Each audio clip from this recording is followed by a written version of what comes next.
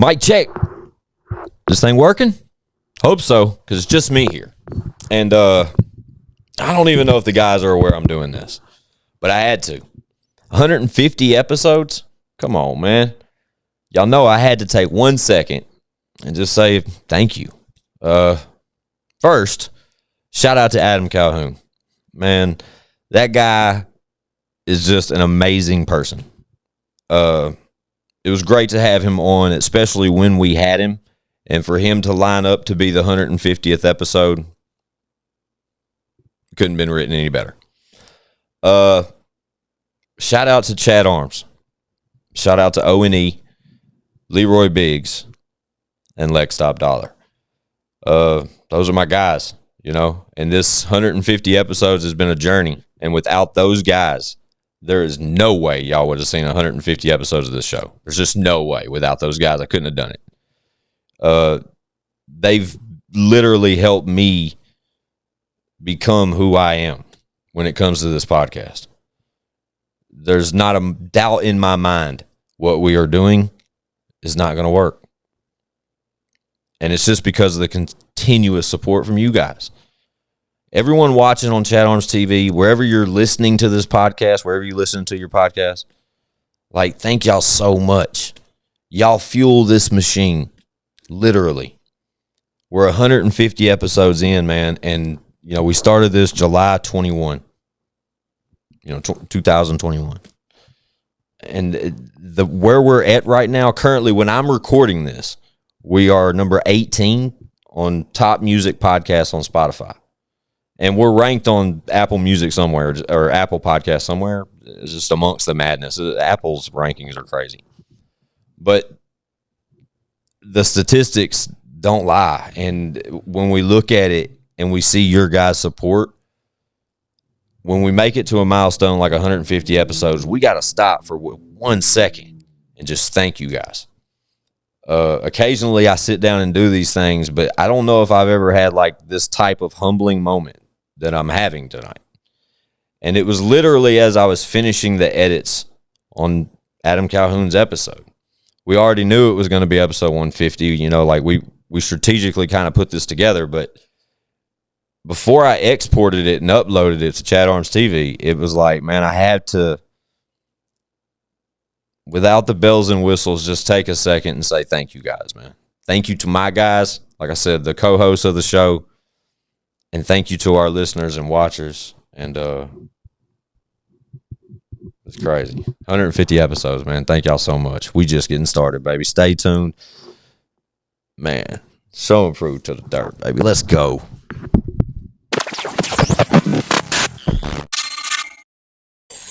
Hang on a second, guys. One second. What up? We've got to give a shout out to South Nashville Heating and Cooling. Oh, yeah, absolutely. Friend and supporter, show and proof.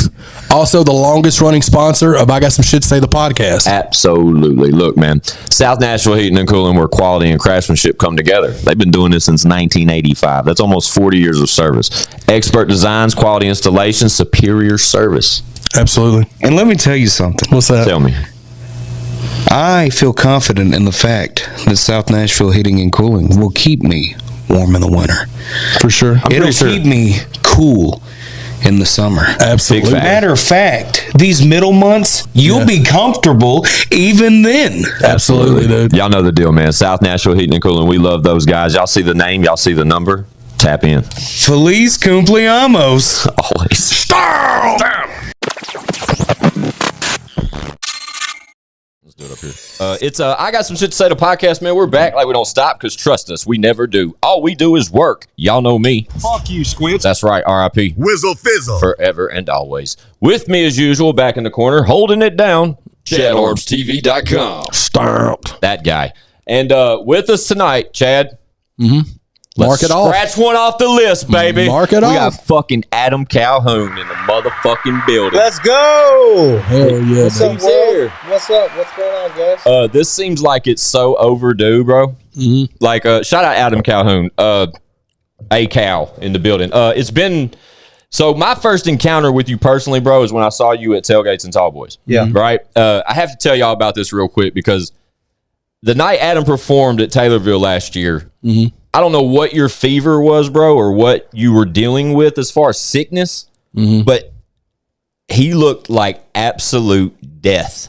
Yeah, bro. When I saw you, bro. That's just my normal look. Nah, bro. You're a lot prettier than that, dog. This motherfucker literally looked at me and said, with the podcast. Yep. What's up, bro? Oh, wait. I can't, bro. I can't. And that was like my encounter with Adam Calhoun. But, bro, from that encounter 20 minutes, 30 minutes before you went on stage, nobody could have paid me to believe that that was the same person I saw in that back parking lot. If anybody that was in attendance that night got an Adam Calhoun show, for sure. No, for sure, bro. You shook it. And fun fact, the moment the show was over, he was gone. I'm talking about like straight to the car and was just, or the bus, and was zoom, gone out of there. And I haven't had the opportunity, unfortunately, to see Adam until now. Yeah. But in reality, he hit me up earlier this week and said that there's some things in town he had to handle, and would it would be kind of last minute, but he would reach out and we would get this podcast in. Yeah. And salute to Adam Calhoun, because I didn't think it would, in reality, it would happen till tomorrow, and it happened today. Mr. Calhoun took us out for a nice fancy restaurant. Yeah, I had to eat. No, it wasn't fancy. Oh, but I it had was. to eat. Oh, yeah. Well, it really wasn't, but it was great. It was good. And shout out Adam for that. Yeah, but for sure. yeah, dude, we're glad to have you, Bubba. Yeah, man. Super I stoked to appreciate have you. being here. Yeah, that show. Well, first of all, I just appreciate being in Nashville. I love Nashville. It's a beautiful city, clean city, and got a lot of friends here. Made a lot of friends through the music industry and stuff, and I've been very blessed to work with a lot of these guys. But that show, Tailgates and Tallboys in Taylorville, I had just gotten out of the hospital, and I just wanted to go home. And Margie drove all the way down to get me in Louisville, and then drove me to the show. Got on stage, performed, got off stage, hopped in the SUV, and went home. Left all the guys in the bus. That was our last show anyways, but I did not want to perform, but that's our job. Yeah, shout out to you, because like I said, bro, like you said, you pulled up a little later or whatever, and it was like everybody had already let us know that you wasn't feeling well. And just the fact that you showed up, and I had that opportunity to see you, bro, and then saw you perform, like it was just a true testament to what you just said, because that dude went out there and left it all out there. Yeah, bro, that's what he does, man. I've seen him a couple times. I told Chaz, is he really sick, bro? No, I show up when it's time. I show up, man, and sure. I really didn't want to. John and Demon and Dusty, they're like, "Yo, bro, you got to be here. You got to be here." And I was like, "I don't think I'm going to be there." Right. But they got me to get there, and thank God for those guys too. On the road, you got to be with good people. A lot of people might think, "Oh my God, you're on the road. You're on tour. That's got to be such the life."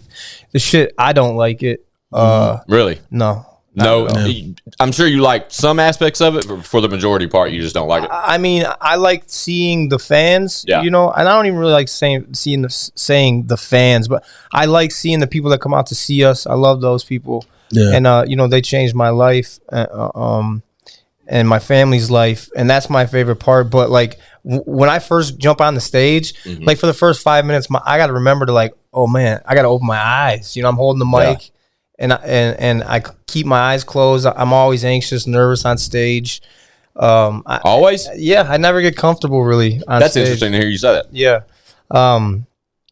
So the best part to me is when it's over and I get off the stage, and I'll go in the crowd sometimes. I'll jump in the crowd, or we'll do the meet and greets, or I'll go to the merch booth, and I like to hug on their necks and see the people who came out to see us. Yeah. Or like you said, be available for pictures and all that kind of stuff. Yeah, for sure. Well, I mean, you made it clear that night what you were going through, but the success of the tour itself leading up to Tailgates and Tallboys, like you mentioned, that was the last show of that leg of the tour. First leg. The first leg. Yeah.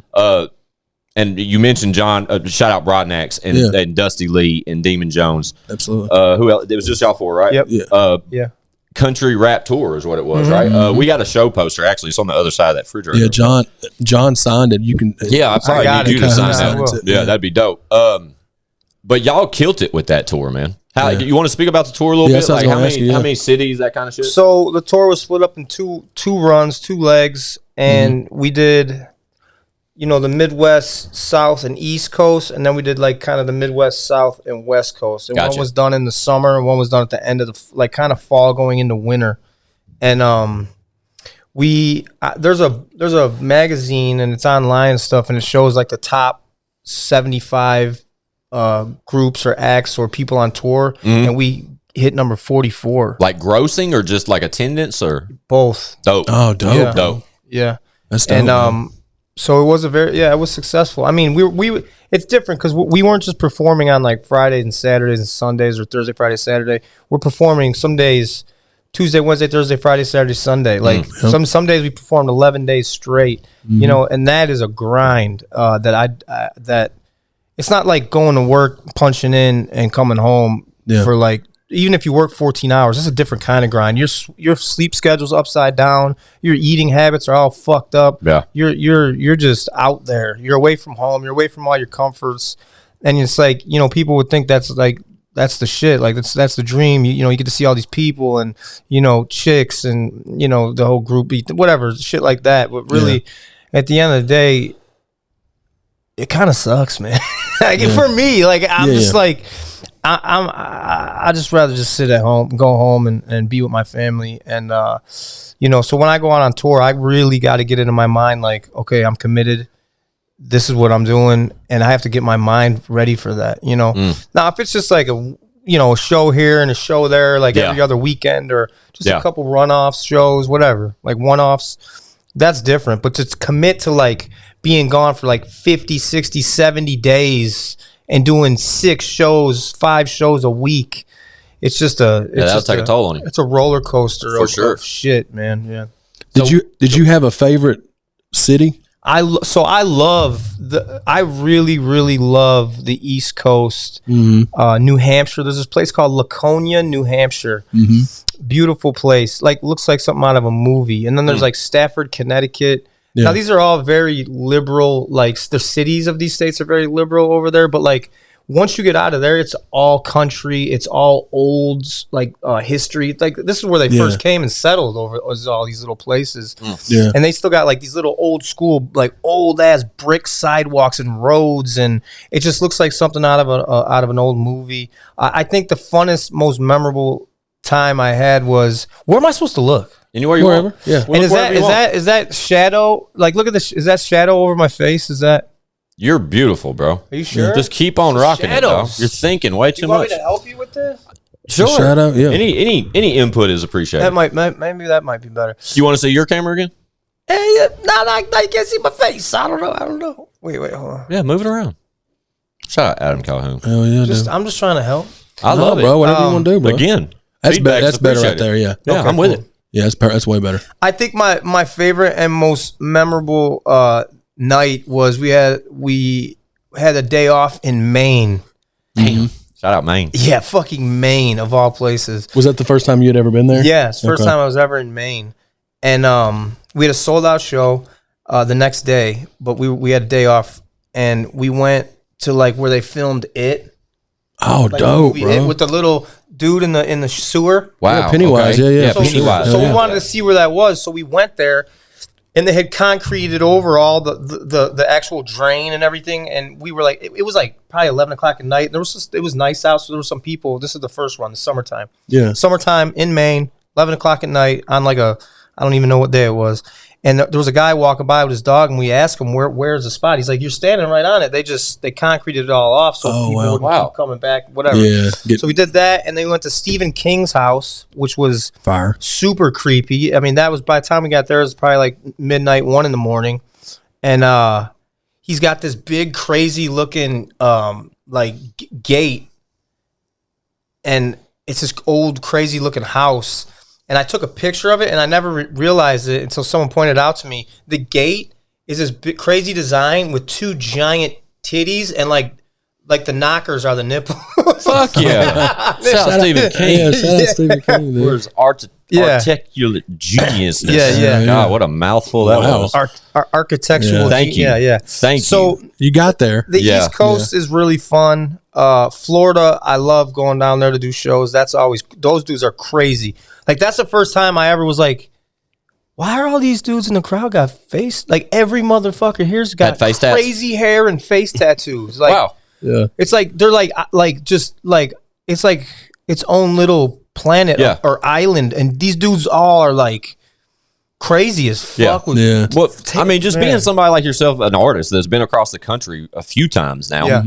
Wouldn't you say that like regionally there's like trends? Yes. You know what I mean? Florida dudes, I could tell when a motherfucker, if I'm somewhere, I could tell when a motherfucker's from Florida. Like born and raised and lived there in Florida. Yeah. You know what I'm saying? Yeah. I could tell when someone's from the East Coast, obviously, a lot of their demeanor, if they speak fast or slow, their accent, you know, yeah, every region has its thing. I'll tell you what was it Wyoming? Mills, Wyoming. That was the Mills, Wyoming. Mills, Wyoming. Yeah.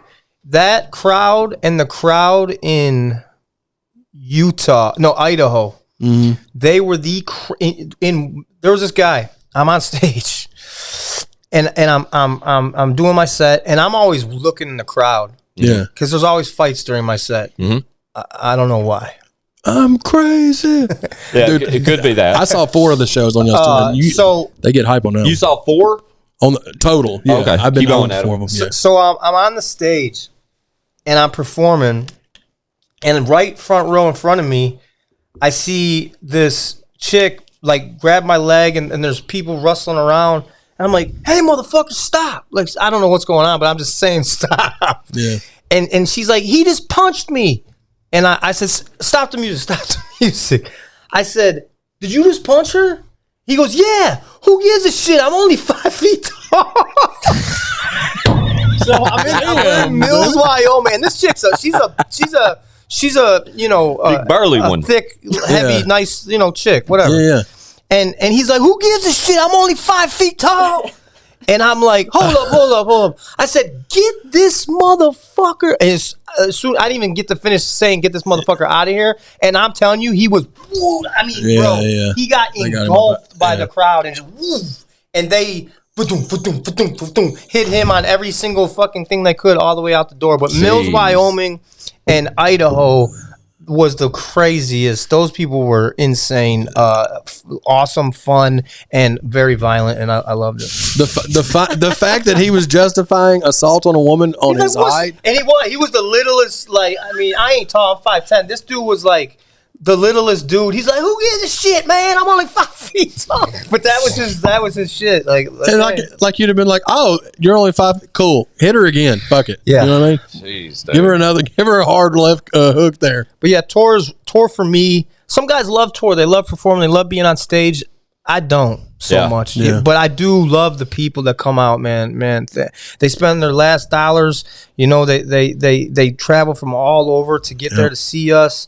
They show us so much love and support for being an independent artist. Like, I have to go on the road. It doesn't matter if I like it or not, motherfucker. It's time to go out and see these people, And it's a beautiful thing. Yeah, talk your shit. So with the country rap tour, when did that tour start? Can you remember? Or vicinity? June 23rd. Okay. Or something. And it ended at Tailgates. November. Well, that one ended. First one, yeah. Yeah, July, like the end of July. July 30th. Yeah. Okay. Yeah. So when did Country Rap Tunes drop? So we got home July 30th. So basically August. Mm. And I had, we went back out in the end of October. So I had like 6 weeks. Yeah. That's when I came up for the interview in August. Yeah, right before the album. And instead of, because I went to Cali. Because the album dropped when I was in California. And I literally remember, and I called Chad at like, at different time. I'm in Cali. He's here. You know what I mean? So time was crazy difference. And I remember calling Chad at like 7 a.m. Cali time, which I don't know what that translates to. 9 here. Right. And told him I just walked, like got lost in Cali, just to purposely walking to smoke cigarettes and listen to this country rap. I appreciate that. Yeah, thank you. And it's great. The fact that I got tapped into Adam Calhoun's career late. And I can admit that. Mm-hmm. But that's just because I'm not as sauced up when it comes to this country rap shit. Mm-hmm. And that's kind of like the flavor to the show to an extent, because I try to keep myself distant and completely indulged in it, because then I'd just be a huge Adam Calhoun fan, or I'd just be a huge Upchurch or Leroy fan or something. You know what I mean? Somebody be biased. Demon. You know what I mean? Like, I just categorize it to closed categories. Mm-hmm. So I try to like keep my mindset open as far as that goes, bro. And I'm glad I was kind of late to the party when it came to your discography. Because when I got to Country Rap Tunes and listened to it start to finish, Chad is a testament to my relationship with Adam Calhoun. Because I've watched you treat this guy. This is my best friend in the whole world, right? And I've heard so many stories of just, bruh, and then Calhoun, bruh, shout out Calhoun, that start like that. Yeah. You know what I mean? I appreciate it, man. And then Leroy. Leroy comes through and tells these same stories. Yeah. You know, and these guys are heavy influences on this show. They're here all the time. So it's like Calhoun just keeps getting points with Squints. Like, literally. Yeah. Like, I got a bag full of them. You know what I'm saying? And then when I caught you at tailgates for a brief moment, it was unfortunate we didn't get to sit down, but you were under the weather. Yeah. Fast forward to Country Rap Tunes, and I hear the album. Yeah. And when I hear the album and I add it to that bag of points you've accumulated, like without knowing you at all, I couldn't wait to meet you, bro. Yeah. Like Pleasure to real meet talk. you, man. Absolutely. Yeah. But the fact that you know, when this lined up for this actual episode that Adam's here for, don't get it fucked up. I had already reached out. Chad probably mentioned it a dozen times. Like we were already in the works trying to get Adam here. But this is blindsided. Adam reached out to me and told me he would be here, and we should take advantage of him being here, and let's get him here. Yeah, for sure. And that is just that's like a 10-pointer, bro. Let's throw that in the bag for Adam Calhoun. Like, it's just like, dude, I cannot say nothing negative about Adam Calhoun. Yeah. Well, I'm sure you can find some motherfuckers that can. Right? I'm sure I could. But here's the deal. Listen, we all make mistakes and nobody's perfect, and I'm far from it. And I've been a hard motherfucker to deal with in my life and with people around me that I love. You know, I just didn't listen to nobody growing up, and you know, I had to pay for it. You know, I went to prison and shit like that. And even in the industry, when I first got in, I was real hard-headed, stubborn, angry, had a chip on my shoulder, and you could hear it in my music, you know, like pissed off. But what I've learned, I guess, over the last like 5 years being in the music industry, I got a crash course on just people, how they are, how they move, talking to Jelly Roll a lot, and like, you know, being around church and Demon Jones is so full of knowledge. That guy, you know, he's 20 years in this. Same with Jelly, and you know, church has been doing it at a high level for some years now.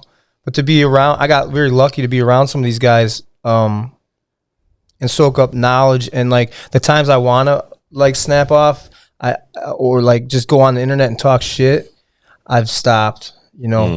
But I still will. Yeah, like, I still am going to for sure. But I know you have to pick and choose. And what I'm trying to say is, I do a lot of good things for people. I never charged for a feature. You know, don't be hit me up, ask me for a feature. I also only do features for people that I end up having relationships with. You know, because in this industry, you find out very quick people who you thought were your friends are not. Yeah. So I don't want to do features with people unless I have a good relationship with them.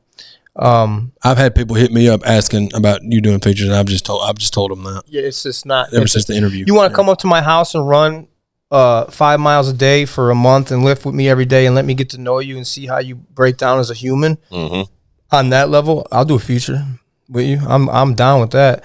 But you're saying like you gotta like gain that respect type shit to obtain the feature. I get it. I had to work my ass off in this. You know, like so it's thank you for saying all these good things and people who say good things about me. But obviously I'm no saint, and I'm not perfect, and I made a lot of mistakes in my career. But I'm at a point now in my life just where, like I said in that Country Rap Tunes album, I said I got so far ahead I took myself out the game. Like I kind of got a little bored with it, and like I feel like I made my point. I feel like when I came in the game, it was hick hop. For sure it was. Right? And it's because you had corny dudes that really couldn't rap. No. You had corny dudes corny white boys that couldn't rap, that were getting views and shit. I don't know if people were watching it because it was funny to them, but no one was taking it serious, you know. But you still had your guys like, I mean, obviously Bubba sold millions of records, and, you know, he's got songs that will forever be known. Yeah. But I'm not talking about that. I'm talking about that independent version, you know, and I'm not going to say any names, but you guys know what I'm talking about. exactly Like the hip hop shit. Yeah, for sure. Where you just had some guys that shot the shit with an iPhone or an Apple or Android or whatever, and it just looked like shit and it was corny as fuck. So you had these guys representing the culture. Yeah. But then you had Church who came and made it cool, right? Yep. And then I came in and was like, now motherfuckers got to rap, right? I'm a rap because I'm a rapper. Like I grew up, I'm 42. I was rapping, you know, in the 90s. You know what I'm saying? Like, and I just now finally made it to the big dance, to the show, whatever. That's what a lot of people don't know too. Like, people just think you just popped up in like 2014, 15, but like in the interview, you was talking about, well, you was doing it as a kid, we were freestyle battling. Yeah, 19, 20 years old. We're in the Cotton Club, you know, doing open mic shows, performances, battle competitions, all that shit. Yeah. And then, you know, life happens. I had my son. I didn't take very good care of my son when I was a kid. I was a kid. Yeah. I'm trying to chase this dream. You know, I was in the bars fighting all the time. I was just, you know, in the street, like just being a dick face, you know. Yeah. But it was great for me because I learned a lot. It gave me character. I went to the depths of fucking hell, bottom of the barrel, left for dead, counted out. This kid ain't never gonna make it. He's you know, and I was a disappointment to a lot of people who loved me. And one day, you know, prison I think changed me for the best. Even though I didn't have to do a lot of time, you know, just under 2 years. But that too, I learned a lot about myself. And I came home and I had to be a man. Prison taught me how to be a man. Like because in prison when they lock that door, you can't just go home. You can't just be like, you can't even shit and piss when you want. Everything you do is timed and you got to be programming like. You know, you said right at 2 years. That's what you said? Yeah, gotcha. And I guess what my point is it took me a long fucking time to get here, and when I got here, I was still all fucked up and angry and fucking confused, and then you put me in front of all these people, and I got viral videos before even rapping, and how do you handle that? You know, you got. I made it for a year straight before I even put any music out. For a year straight, every Tuesday on Facebook before they deleted that page, I made one viral video a week for a year straight. When I mean viral, I'm talking 1 million, 3 million, 5 million, 10 million, 50 million, 100 million views. Yeah. Talk your shit. And that shit happened on accident. You know, I made a viral video one day and I kept trying to recreate that, like, well, how did this go viral, whatever. And I finally did. I finally started making these videos that relate to my everyday life, to everybody's everyday life that you can relate to. Yeah. I don't know. I just went crazy on a tangent here, but that's what the purpose of this. Yeah. But I appreciate all the good things that are said about me, but I also am very aware of my flaws as a human, is I guess what I'm saying. Like, I appreciate all the good things that are said about me, and there's a lot of flaws that I have that I'm still trying to work on as well as a human, because, you know, that's the whole goal. Like, how much better of a person can I be, you know? Yeah. One thing about me is this. I'm loyal, period. If you're my friend, I'm going to give you my all my love. What's that word? Unconditional love and as much all my loyalty. You know, if you're my friend, I'm not going to screen record our conversations and screenshot. That's the era we live in now. These motherfuckers want clout and all this other shit, and I hate that fucking word. But they screen record conversations. They record a conversation with a phone that you don't even know. You're on speaker for whatever. They screenshot everything, and people. It's so fucking whack. This internet started out as a really good idea and ended up as it's like a whole bunch of bitches that'll talk all this crazy shit and not do shit in person, you know, and so I totally understand what you're saying. Yeah. But the when you talk about the viral moments and stuff and you try to mimic that, you definitely did. I mean, dude, there was a time on my social media, like I've said it earlier in the podcast, Adam Calhoun is not a close associate of mine. I do consider him a friend. He did buy me dinner tonight. For sure. Regardless if you like it or not, you're first date. That's our first date. Absolutely. But on top of it all, dude, like it's and you say, I think it's more creditable though that the way that you explain it like that, like how you just caught me from giving you flowers and said, don't forget, you know, there's negative things to say about me too. And I appreciate all the positive things, etc. But just mentally and being self-aware. Yeah, that's what I was going to say too. Of where those times were and where, you know, what you're capable of. Yeah. On a negative aspect. You know what I'm saying? And just being self-aware and cautious of those things and just continuously providing, you know, it starts with a friendship. Let's just start there. Yeah. On top of anything else, whether it be like from a charity perspective or donation type perspective or just handling something, or, you know, financially or something. Yeah. Like all these things are just creditable assets, bro. But the most honorable thing that you said is what you said when you justified it all by remembering and being self-aware of where it all came from. Yeah. Because a lot of people, bro, I mean, they don't ever realize that. Yeah. Self-awareness is or, you know what I mean? They don't rare. It don't ever click to them that they're like the negative things about them and they don't ever try to change any of them. And then they just go through life like not either caring or knowing, you know what I'm saying?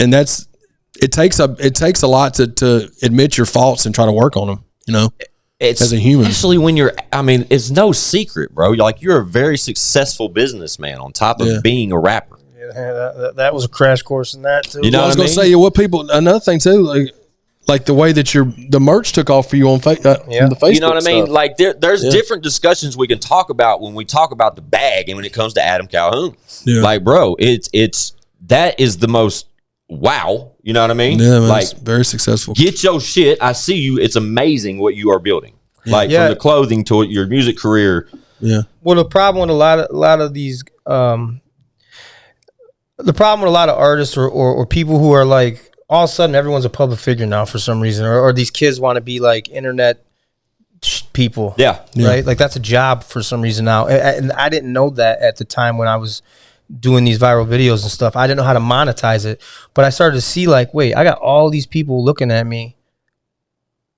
and they're watching my videos, but what else can I do? Okay. T-shirts. Like I love, you know, I can put so I put that together. But the main thing is when you're independent, you only, even when you're huge and you're Post Malone or you're whoever you're like Jelly Roll, he's on fire right now. Mm-hmm. When you're a huge artist, for most artists, there's a certain window of time and that window shuts. So when it's open, you got to get as much as you can because once it's done, you know, you better have your money right and everything because that's your retirement, right? For sure. So I've done everything. I own everything that I have. My apparel, my albums. You know, that's the thing, the ownership.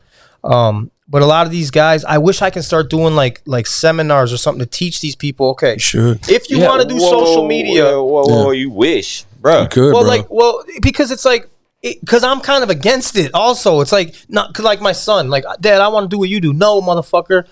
No, you don't, and I don't want you to, because this shit has made me mentally ill. You know, unless you okay. So that's when you say, "Look, you can do it my way."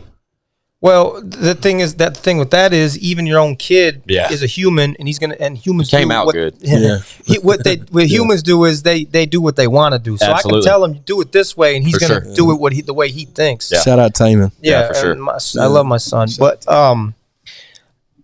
you know, back to where this shit originated with me. When I did put out my rap again, all right, I'm a white boy, and I stand for, you know, middle America, blue collar, you know, type shit. So automatically, he's in that dude, that hip hop guy, and I was like, hip hop? What the fuck is hip hop? That just sounds so stupid. You know what I'm saying? Yeah. So, and then it turned into, you know, country rap. It was taken more serious, and now now I feel like it's not growing because you don't see any new faces really. You know what I mean? Like, I feel like, you know, and a good friend of mine said this to me the other day. He said, you know, you in church, you know, church and you cast such a big shadow over the game, you know, and then you add someone like Tom and they're independent guys who made such a huge thing, you know, independently. It's like, it's very hard to get to that level. Yeah. But we need more guys to get to that level. So how do you do that? You sign an artist, you try to push them as much as you can and hope that they can capitalize on that. Like Church, he didn't sign me. We didn't have any deal or anything like that. We were friends. We met through social media. We did that song, Die Tonight. We did an album together, and I took the momentum from that and Church get me back and giving me like that nod, and I fucking was like, okay, so here's my goal. Yep. I gotta try to catch up to Church. So I'm putting out 3 albums a year. You know, fucking 20 music videos a year. Yep. And you know, I never caught up to Church as far as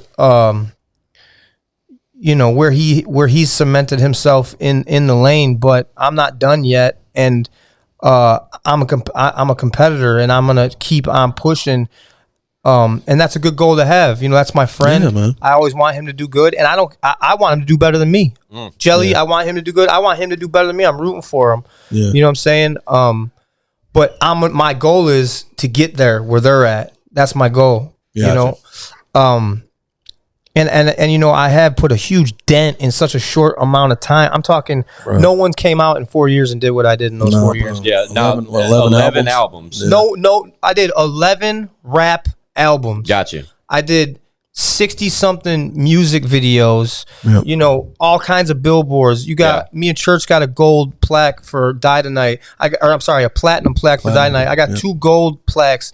Like, plus, in the midst of that, still making crazy content and pushing all this, you know, to keep my name relevant, because I am independent, so I can push this music and as far as I can go with it. But no one came out smoking and stayed smoking independently at the rate that I did it in that short amount of time. Talk your shit. Church came out and fucking, he's different. He's like an anomaly. He came out and went and was just gone, because he's doing rap, country, rock, experiment with other kinds of music. But I'm just speaking just rap wise. I feel like in that short amount of time that I did it in, I made a giant dent in this motherfucker and left my name there. And then I was like, okay, I made my point. I'm done. And I do still want to rap, but it's like, what am I gonna rap about? Like, you know what I'm saying? Like, I'm in a different point in my life. I'm not as angry as I was. I don't have as much to prove. You know, having my daughter really put perspective in my life. Sure. You know, having closer relationships over the years with all these guys I've been mentioning, and soaking it all in, and it's just it's really humbling. It's very I'm very honored to even sit here and someone want to do a podcast, or someone we're out to eat somewhere and people come up to me, or we're out at a gas station, or I'm pissing in a truck stop in Iowa. Like, people everywhere I go, it's like really cool, because people know me from, those funny videos you did with your son, or I saw you on TikTok, or you know, political, you know, things, or how I think about societal things. And then, you know, music, it's just like this plethora of shit that I've done. And maybe some people think it's shit, but it's a plethora of my body of work that I've done. And in those 5 years of music, 7 years of in 7 years of social media, for being a regular, you know, motherfucking average middle of the road guy, man, I fucking smoked these motherfuckers. Woof, talk your shit. Yeah, bro. I mean, I came in and when I say smoke these motherfuckers, I'm not talking about like numbers. I'm not talking about like my friends or me. I'm talking smoke these motherfuckers, like the industry. Like, I came in and smoked social media, smoked the music shit, smoked the fucking clothing shit. Like, I just came in and really, really, you know, and I don't ever talk like this, but people gotta understand. It's okay too. You know, but people gotta understand, man. Like, I really came in and really fucking put a stamp of my name on a lot of different things. You know what I'm saying? Yeah. And that's another thing. I've always been compared to Church, and that's okay with me. Like, oh man, this would be dope if Church was on it, or you know, who's number one, who's number two? Yo, Church is number one, Calhoun's number two. Cool. I'll be number two. But I'm always gonna. It's just gonna sharpen me and give me more gas to try to push harder to get further and being number, you know, two to Upchurch, if that's what the fans of country rap think I am, that's fine with me, because I'm friends with Church. Yeah, You know what I'm man. saying? Like, that's my guy. And if I'm the number 2 guy, I'm gonna open the door for him. You know what I'm saying? If he needs my help, I'm gonna be there for him. Yeah. You know what I'm saying? And he's he's part of the reason of my success. And that's another thing. I feel like people don't share, you know, how they got to where they are. Yeah. You know what I'm saying? Like, man. oh yeah, you just did it. No, motherfucker, someone plugged you in. Yeah. And you know what I'm saying? Like, when Katie Noel, I saw this young chick who was like, I thought was talented at the time. And I was like, hell yeah, let's try to do something. Boom, did that. You know what I'm saying? Like, Leroy Biggs reaches out to me, and I see he's a young guy. He's hungry. What do you need? You want me to get? Okay, I got it. I'm jumping on that. Shout you know out what I'm saying? Leroy, Big Murph. You know, Yep. what do you want to do? All right, Big Murph, get on the song. I'll shoot the video for it. We'll put it out. Boom. We do that just in time. I'm fucking in the middle of recording Hooligan with Church. He's like, yo, Calhoun, I need you to get on this song. It's called Country Rap Facts. I need you to be here at this video. Boom, I'm there. I'm recording. What I'm saying is, I'm always going to go and try and help for the cause or the culture or whatever you want to call it, you know, for this shit. And you know, with Broadnex, I saw this dude fucking, and I was like, this dude, I think he's got something. And I pushed him, and we pushed each other. And, you know what I'm saying? Then you got Broadnex. He's got a whole different type of fan base, you know, and he's doing really well. Shout out Broadnex. Demon Jones, I went on my first tour with him. You know what I'm saying? What I'm saying is, I've always stayed true and always tried to do the right thing. And through the way, though, some of those people that I have named have, you know, fell off or didn't make the right moves. Or this is a fucking hell of a business, you know, to be in. You know what I'm saying? And anyone that goes, if anyone that goes against my guys like Church or any of them, I can't fuck with you. I'm riding with Church all the time. Well, you said it earlier, like the loyalty level with you is an important. You know, That's important. Yeah.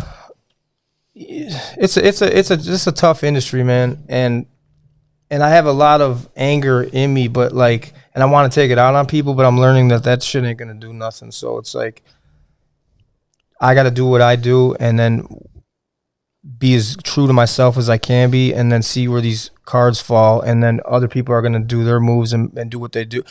And who knows where they're going to land. But what I'm saying is, anyone can have one good hot year, right? Like, I've been doing this at a high level for 7 fucking years. Yeah. Facts. One thing that you say that I don't agree with. Yeah, is, let's hear it. When you said, you know, I'm not rapping no more, still want to.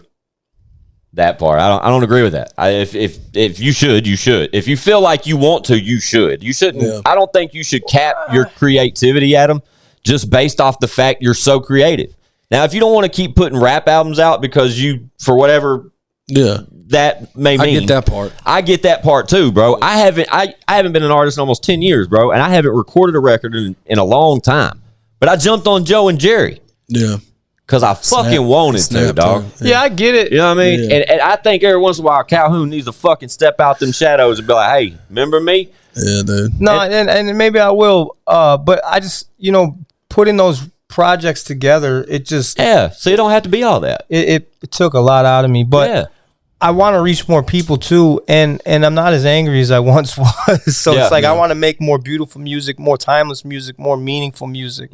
And maybe I'll even like performing. You know what I'm saying? Right? Yeah, man. Because my sets are brutal. I'm rapping fast. In some songs, I'm Moving rapping around a lot, I'm jumping loud. and shit. Yeah, like, well, I don't jump too much because I think I'm Browdy. Yeah, but I'm pushing and yelling, and my neck veins are popping out, and I'm very intense up there. But you know, I love rap. I've loved rap since I was a little kid, and the first time I ever heard it. And I'll always love that shit. You know, it helped me be successful as far as money goes. And that's another thing. Money doesn't mean success. You know, I feel like happiness is more important. Happiness and time is more important than money. But I have been fortunate enough to make a lot of money off of rap. I love rap.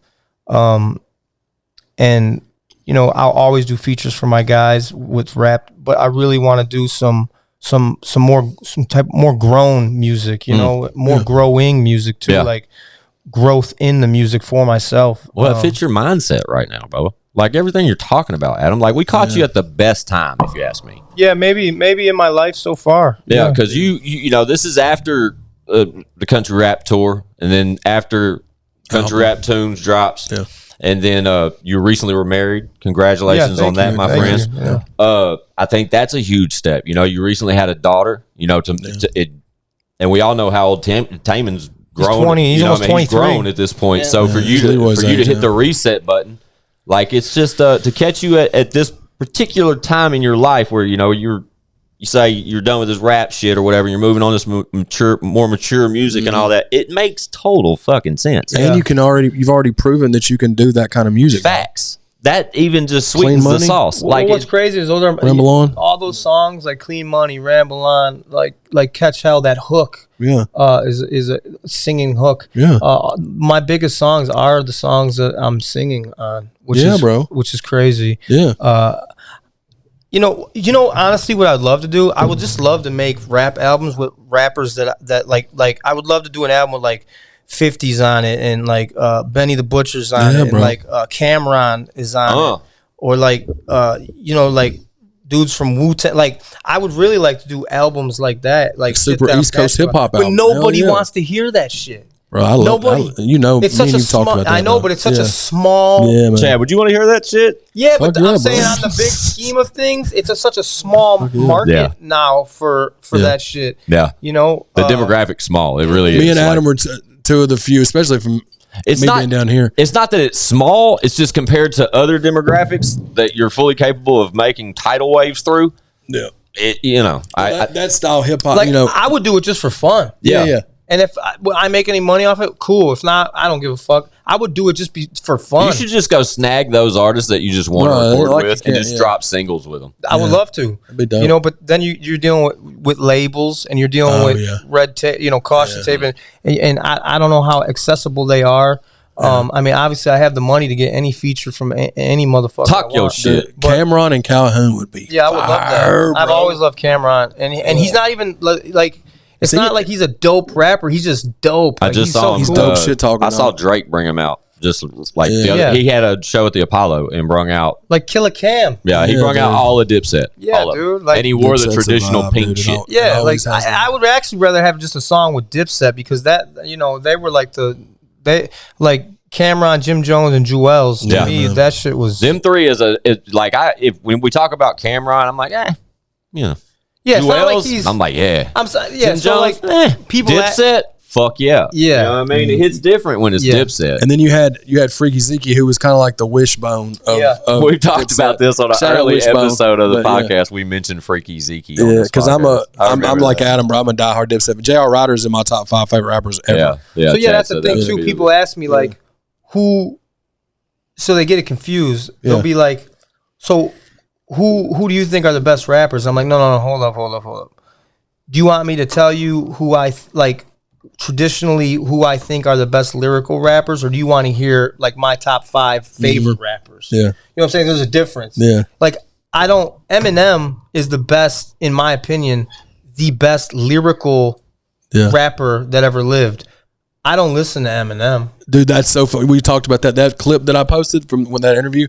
The comments are so crazy of the arguments these people are getting to about Eminem. But listen, I feel you. Yeah. And that's another thing I said on my album. I said, fuck Eminem. I'd rather listen to 50. Yeah. Because I'd rather drive around and listen to 50. Yeah. Many Men and fucking Get Rich or Die Trying, The Massacre. Like he's got some crazy ass songs on those 2 albums. I love those 2 albums. I'm with you. Yeah. But like I could probably ride around longer listening to 50 than I could in a minute. Yeah, for sure. Reality. I probably had to think about it for a second, but probably right. Now what he's got, like I already said, I feel that M is the best lyrical when it comes. If you're gonna judge the best rapper, that's based off, to me, lyrical ability, right? Battle ability. Anyone that battles M is gonna be fucked. Really, I mean, from a lyrical standpoint, and then sales. You got lyrical ability, impact, sales, all types of shit. He's got everything. He's got all the numbers. He's crazy on the mic. Like from the attributes, it's like he's got them all. Package, he's in the fucking. They just inducted him the Rock and Roll Hall of Fame. Rock and Roll, not rap. Yeah. Rock and Roll Hall of Fame. Yeah. So but now if you ask me, what's cool to listen to Eminem is like once or twice to be like, damn, what, he said what? Yeah. Like that's cool. But like to ride around, I don't want to think that hard and listen that hard. No, you're You know what I'm absolutely saying? right. To ride around, I'd rather listen to like Miniman. my favorite rappers. Yeah, right. 50. Like your favorite rapper. Go. I need that. My favorite rappers, top 5 and not any order, are like Old Dirty Bastard, Yep. Cameron, Yep. Biggie, Swear to Kanye when he's rapping, like Kanye 2007. Yeah, Okay. dude. It's that combo. Yeah. And I think the album that made the biggest impact on my entire rap career was the Blueprint 2, Jay-Z, and I want to say that was 2002 or 3. I'll Google it. Google machine. the Google machine. Shit. Yeah. It might have been 2000. I want to say 2000. We got to Google. Yeah, I got you. Google machine. I got you. So Chat'll look. the Blueprint 2, I want to say had to be 2002 or 2003. Who's honorable mention? You get one honorable mention. Go ahead. You're right. November 2002, Bubba. You're right. Yeah. The Blueprint 2 was when? November what? 2002. Damn. Yeah. So that So had the fire. most impact on that shit. MOP was on it. Kanye's first like industry rap verse that he ever laid is on that. There's so many songs. He had the Watcher 2 with Dre and Rakim. Yep. He had Big Boy Killer Mike on there. Meet the Parents. I think Lenny Kravitz. Lenny Kravitz is on the It's so fucking- much different though. Like when I think about all right, so initially when you said that for number one, and then you started talking about your influence personally of that particular album, and then I'm thinking to myself like, But then now that you're like reading through who all's involved with the project, and it's insane album, okay, wait a minute, okay, like it's starting to. I'm not as familiar with the album. I'm like, a really I need to tap back in. East Coast influenced rapper. And that I think that you could see a lot of people say in the reactors and stuff, they're like, is this dude from the East Coast? Like they always think that, but that's just my influence. But yeah, my favorite 5 is Old Dirty Bastard. I can do the whole Return of the 36 Chambers from front to back, ad libs, every skit, everything. Old Dirty Bastard, Cameron, Biggie, Kanye, and Jay-Z, like the Blueprint 2. That's the only Jay-Z I like. Yeah, that's okay. I'm so glad you said that. Yeah, that's the because only Jay-Z I we were like. talking just artists, and then when you get to that number one spot, you mentioned an album, and like just like the influence that album stands there. But then you just now said that's the only Jay-Z, so that kind of took Jay-Z out of that number one spot for an artist. I would have to particular album is your favorite album for sure. Yeah, that is my favorite album. You said Wu-Tang. So does that just take everybody and scoot them up? It's not really even in an order. I hear you. It's the number 5 could be so. Here, hold on. We talked about Busta early on. Busta, Busta Rhymes is crazy. He was like the male version of Missy, like the shit that he was doing, like Yeah. You know what I'm saying? Yeah, just the funky shit, just the out the box, just creativity shit. You like know, I love that shit, Yeah, especially from Busta Rhymes and Swift Star. Like the way they their would do videos records, back in the day, dog. Yeah. And I mean, I can't even say honorable mention, but another flip mode, baby. Tupac. Yeah, Oh, yeah. You can't make a list without Tupac on He's probably it. watching. Master P when they came out with No Limit and all that. I mean, they dropped an album back in the day. In our time, the CDs came out every Tuesday at Best Buy. Yeah. So I would walk my ass fucking Shout out 20 Calhoun. miles. Yeah. For the Tuesday drops. Yeah, man. So a lot of these people might. I don't know. Is this a rap show? Or what? Yeah, absolutely. Bro, yeah. We're in a music category for sure. Okay. My story is I used to work at a hip hop store in Antioch, Tennessee called the House of Hits. It was owned by DJ Little Less, right? Yeah. And the dopest part about working at House of Hits, I worked there for about 4 years, just mainly in the summers, but on and off on the weekends. But the best part about working at House of Hits was albums came out on Tuesday. Yeah. But You got 'em on stores got Monday. them on Friday. Oh, they shit. We would get them on Friday. That makes sense. We could go to the warehouse. Yeah, that's fair. Les would literally pick up, just hand pick, like, all right, I'm going to get 12 of these, 8 of these, 9 of these, 4 of these, this.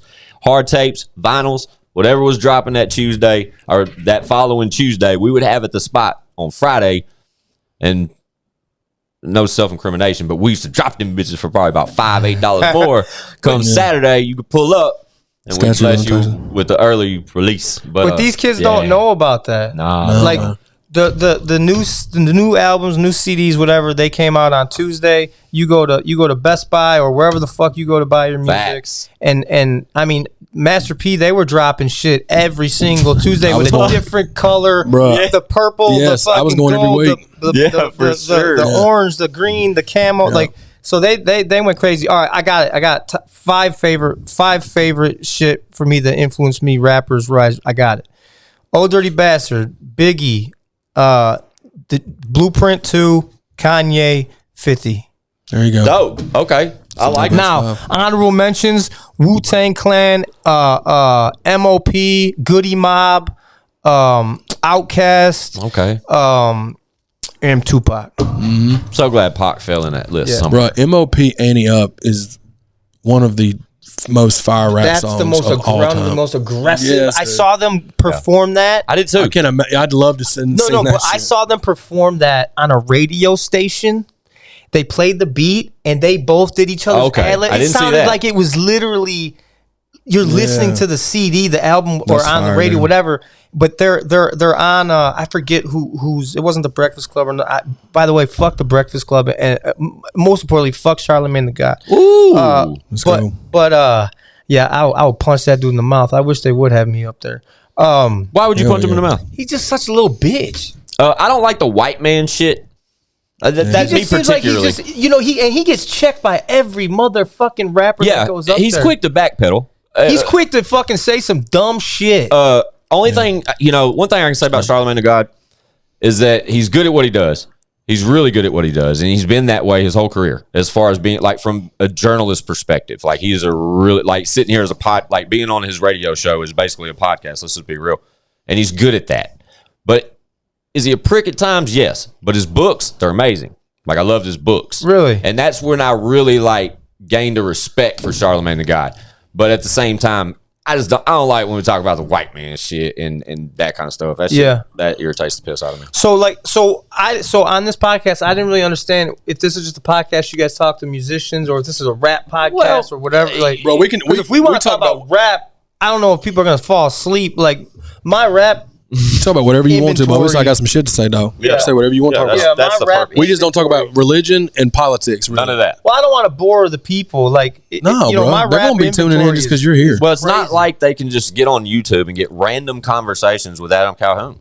Like, Yeah, let's man. be real. Like, other than a pretty dope ass interview series I know on ChadArmesTV.com, available now, tap the fuck in, Hell yeah, dude. of Adam Calhoun, like, that's kind of where you're kind of limited to the real when it comes to Adam, other than his music that he puts out for us or the videos or some content here and there that may pop up. But I mean, the content you do with your son or like any on the social medias, that's different. Yeah. But just sitting here shooting the shit with, our watchers and listeners are well aware of how we are personality wise. So just a glimpse bro. of the real gives a fuck what we talk about. We talk Okay. about anything and everything. We Yeah, talk go ahead. about What was mental health. We talk about football, women, fucking favorite 80s shows. What the fuck ever we Hell want, yeah, bro. dude. Shout out Full Look, House. Chad got What's happy. up? Yeah, shout out Full House. I'd have to go Saved by the Bell though. I That's think nice. my So nostalgic. favorite show growing up to watch was The Wonder Years. Okay, Fuck yeah, dude. Yeah. Shout out to Winnie Cooper. Shout out to Winnie shit I'm Cooper. saying is too. This is like this is from like. Bruh. Winnie Cooper could have got it, bro. We're the same age as you. You're I just know, a couple. but I don't know the age of the audience.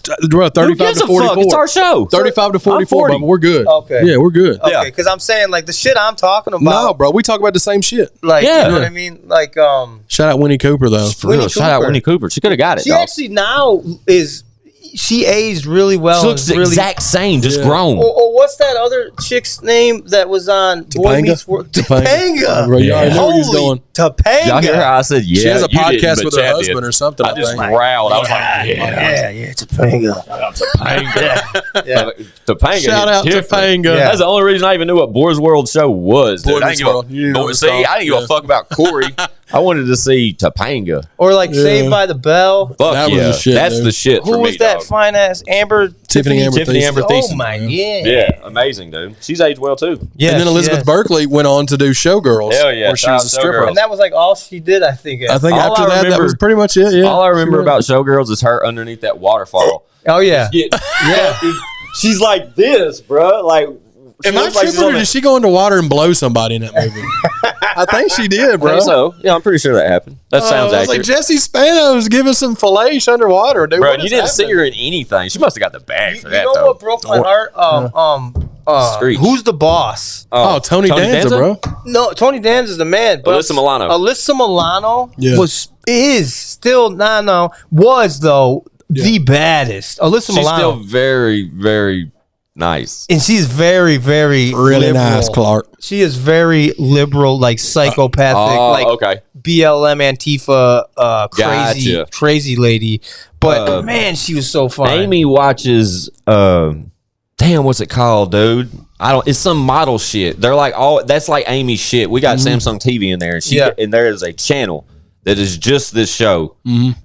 Fuck, it's like this model shit, bro. I don't know, but she's the host. She's the host of the fucking show. Chad, will you Google that for me, please? Go to the Google machine. I wonder if Alyssa Milano, what does she host? It's something top model, something model walk, some shit. Are the models actually women and men? No, I think they make some of them are fax machines. No, because what I'm saying is Margie.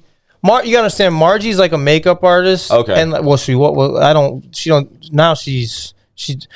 Mom. Margie, yeah, she's mom. But Margie was a makeup artist, and not just any makeup artist. She's like a freelance makeup artist, one of the dopest makeup artists in Illinois. And she's a hairstylist and all this. So she's into like that shit. And I walked in one day, and she's upstairs watching this, and I start looking at the TV, and it's like America's Next Top Model, except it's all trans. No thanks. And I was like, change the channel. What is this, babe? And she's like, you're not gonna like. I said, well, why didn't you just tell me that when I walked in and started staring at the TV? She's like, yeah. So now every time I see that in my head, I walk past TV. Yeah. She only watches it when I'm like downstairs doing something or some shit, and I come upstairs and she's like, you're not gonna want to watch this. I'm watching. I'm watching my show right now, and you know it's not that show, is what I'm saying. Yeah. Show? It's painful. Because I wouldn't be surprised if it was that show. Did you find that?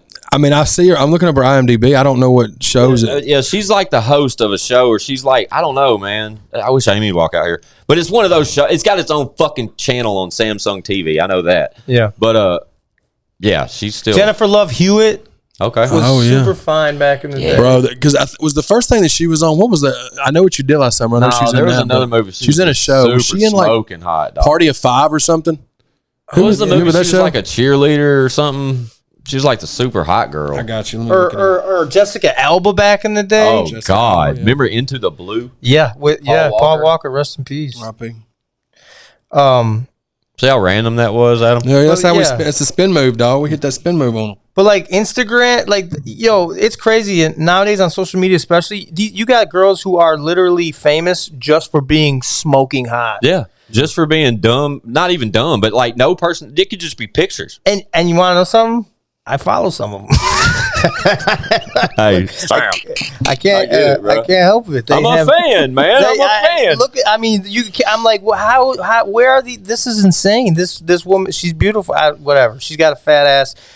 Shout out to all these. I mean, I feel like every single girl walking this planet now has an OnlyFans. So shout out to OnlyFans. It does seem a lot like that now. I feel like almost every. Shout out to them. Hey, I ain't mad at them. Me neither. I love it. I'm really not. I love it because you know what? When you're looking at all these badass bitches online, you're like, she's pretty fucking bad. I wonder what her titties look like. Oh, look at that. She got an OnlyFans. Sooner or later, it's gonna be like, you better be. Like. Yeah, better be. I mean, right? It's we're men at the end of the day. Like, wow, she got a fat ass. I wonder what. She got an OnlyFans. Oh, look at her ass. Yeah. It's like, you want to go work tomorrow? You better be. Get in there and post something. Oh, spice it up. I I was just playing. Like, what if that was the way? At this rate, that could be the way of the world one day. Yeah, them just sit at home and create content all day, flashing their tits and shit. I love it. Whatever works. You know what I mean? Shout out to titties. Yeah, shout out to titties. Shout out to titties, man. For real. Yo, no, fuck that. Shout out to titties, dog, because women love women's titties. Yeah. Gay dudes love women's titties. Women titties are make always the world quick go round. to compliment other women's breasts. Yeah, man. Like, if you don't like I just wanted to sound cool for a minute. Sorry. I wanted to say it once. Yeah, that's true. If you don't like chest, if you don't like chest, if you don't like titties, man, everybody loves titties. Little kids, grown men, women, gay women, everyone loves titties. You're absolutely correct, dude.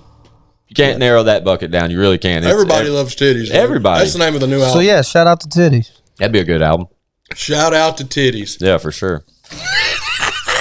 So, with, it was funny earlier when I was throwing you flowers. We have to get back to the fact that we do have Adam Calhoun here. So, yeah, for sure. I was throwing you flowers though, bro, and as I thought about all the shit I was saying, I didn't want it to make you. It sounded like I didn't hear any of your music or your catalog until I got to country rap tunes. I failed to become like just heavily indulged in it, but I would always see the work, man. I saw everything over the year. I mean, I was a white rapper, so it's kind of like I've been swinging for you, Bubba. Yeah, I appreciate it.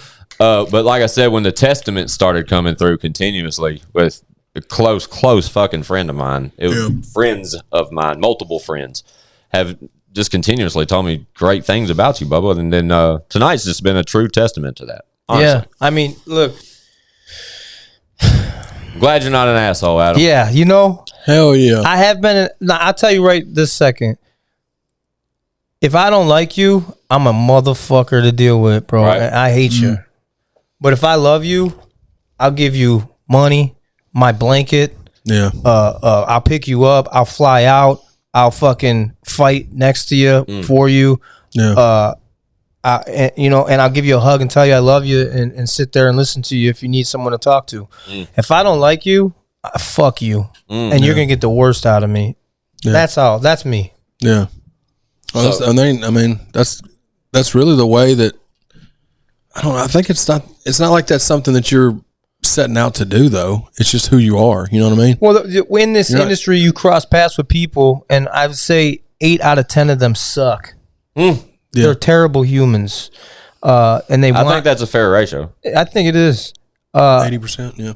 But the ones the keepers, it's like the keepers, the guys that you want around you. I will tell you right now, I have learned more in life, about humility, about not being afraid to. I didn't have a father figure, so.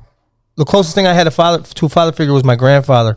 So a lot of these men that I'm surrounded by, I take pieces of them and look up to them in like Jelly Roll. He's younger than me. He was born in '84. He's my brother's age. Yep. But the amount of knowledge about life, the industry, being a man, humanity, humility, humbleness, and also know when to fucking smack a motherfucker that I've learned from Jelly Roll, from Demon Jones. Demon Jones has my utmost respect for the rest of life. It's just like Jelly Roll.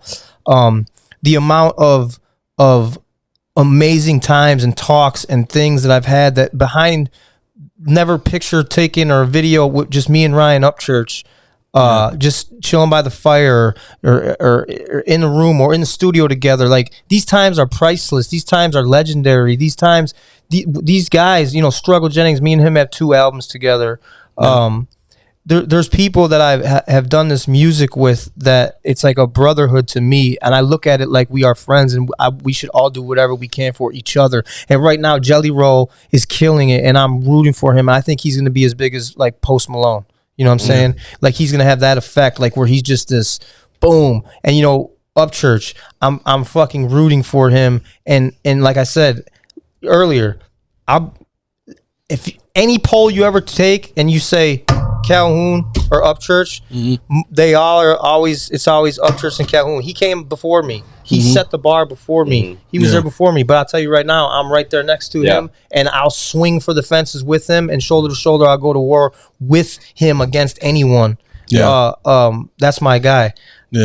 Struggle, like I said, we did 2 albums. Our families have been in the same houses, sleepovers, dinners at the table, recording. We recorded an album at my house in Illinois, and I came out and recorded an album with him at his house in Tennessee. So it's like, man, it's a blessing and the position that I have been put in.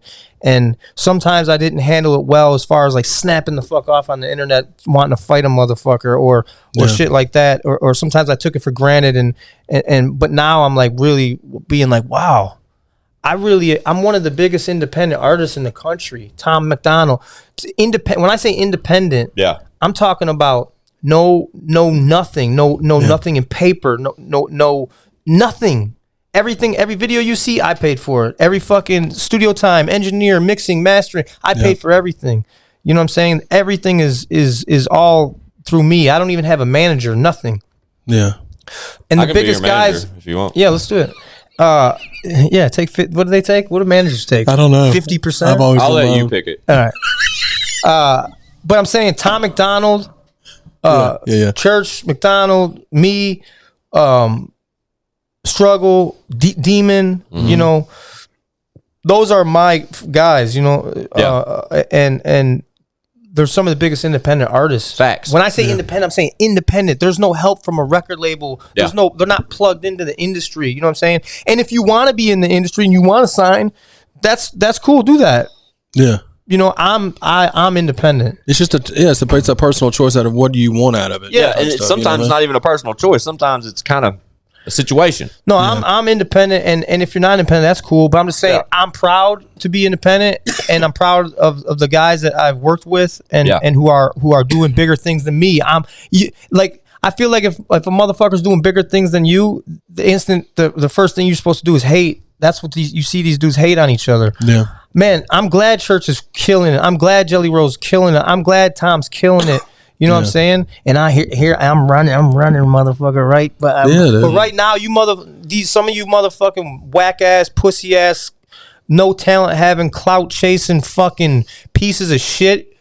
Now's the time to put out music because I'm relaxing right now. I'm taking a break right now. I'm not putting anything out till the summertime. So get whatever you can out if you can. But I feel like we buried all these guys. Like, where are they? Where is it? Where the fuck are all these Lil Uzis and big whoever's and where the fuck are they? Yeah. Talk your shit. Where are they though? Where the fuck are the most? I'm sorry, but you said summer. Yeah, and that's the most exciting line there. I understand there. I've heard you speak repeatedly about this as far as I literally listened to country rap tunes today, and I told you that Amen was my favorite record off of that. That's the last song. There's a bar in there. Actually, like the second verse, kind of like you talk about how many you bodied along your career. You know what I mean? I think it's right in there. Second verse, around the beginning of the second verse, you talk about that. Something like that. Anyway, summer. What is summer? What's happening in the summer, Adam Calhoun? I'll be putting out my first country album. Ooh, country. Yeah, country music. And I'm not talking about this is your grandfather, your great grandfather's country music. This is the outlaw country music. This is that kind of country music, you know. That's the shit that I like. And I think there's a lot of people out there that miss that kind of music, you know. And I don't know if I'm even allowed to say, I got another really important album coming out in the fall, and you can tell us off camera if you want. If you don't want to say it here, but you better don't forget because I want to know. Yeah, no, I won't forget. So I got 2 albums coming out, one in the summer, one in the fall, and no tour this year. I'm gonna take a break in the beginning of the year, and like I said, summer. As you should, though. So it's been 7 years, dog. Yeah. Summer and fall albums, videos back going. So if you're a hating ass little motherfucker that's fucking get your fucking shine on now, because when I come back, I'm coming back. But I'm enjoying being relaxed. See, like right there, I just did it. I was a motherfucker right there. No, it's all right. No. I think it was a fair warning. Right. I mean, honestly, Adam, taking a break. You're coming back in June. Yeah. When you're out here and you're getting it, bro, or at least in the past, when you've been out here and focused on that portion of your career, like you're an aggressive individual. Yeah. You're active on social media. You're continuously in people's face with it. You know what I mean? Like I would continuously see Adam Calhoun. I don't even think Adam started following me back on Instagram. This is inside baseball, fun fact, until just like recently. So I don't know how long he's ever heard of my name or before like meeting and rocking with Chad, heard of Chad or anything like that. I don't know. But I don't know what I'm trying to say now. I'm stoned, man. Bro, you rounded third. What did I say? You rounded third and you tripped over your You laces. started following me, and then What the fuck would happen? He was talking about saying he was a motherfucker, and I just started. you were going somewhere. Yeah. To be as aggressive as you've been on social media, like that's your character, dude. But when you do it, you don't come out. It's not like an asshole thing. Everything you're saying is like statistically proven at this point. No, I don't lie. You know what I mean? But even, it's not even lies. It's facts, dude. When I'm saying I don't lie. I'm telling you what it is. Yeah. And sometimes people take it good, and sometimes people get offended. You know, I literally just had a stone moment. That was awesome, dude. That's awesome that we caught that. You're like, you don't do it much at all. I really don't. Like, I hold it together well, but I literally just mid-sentence went blank. That's that Jackie Moon stank over there, dude. Jackie Moon's been in the building the whole time. In the moon. You're in the moon. I am.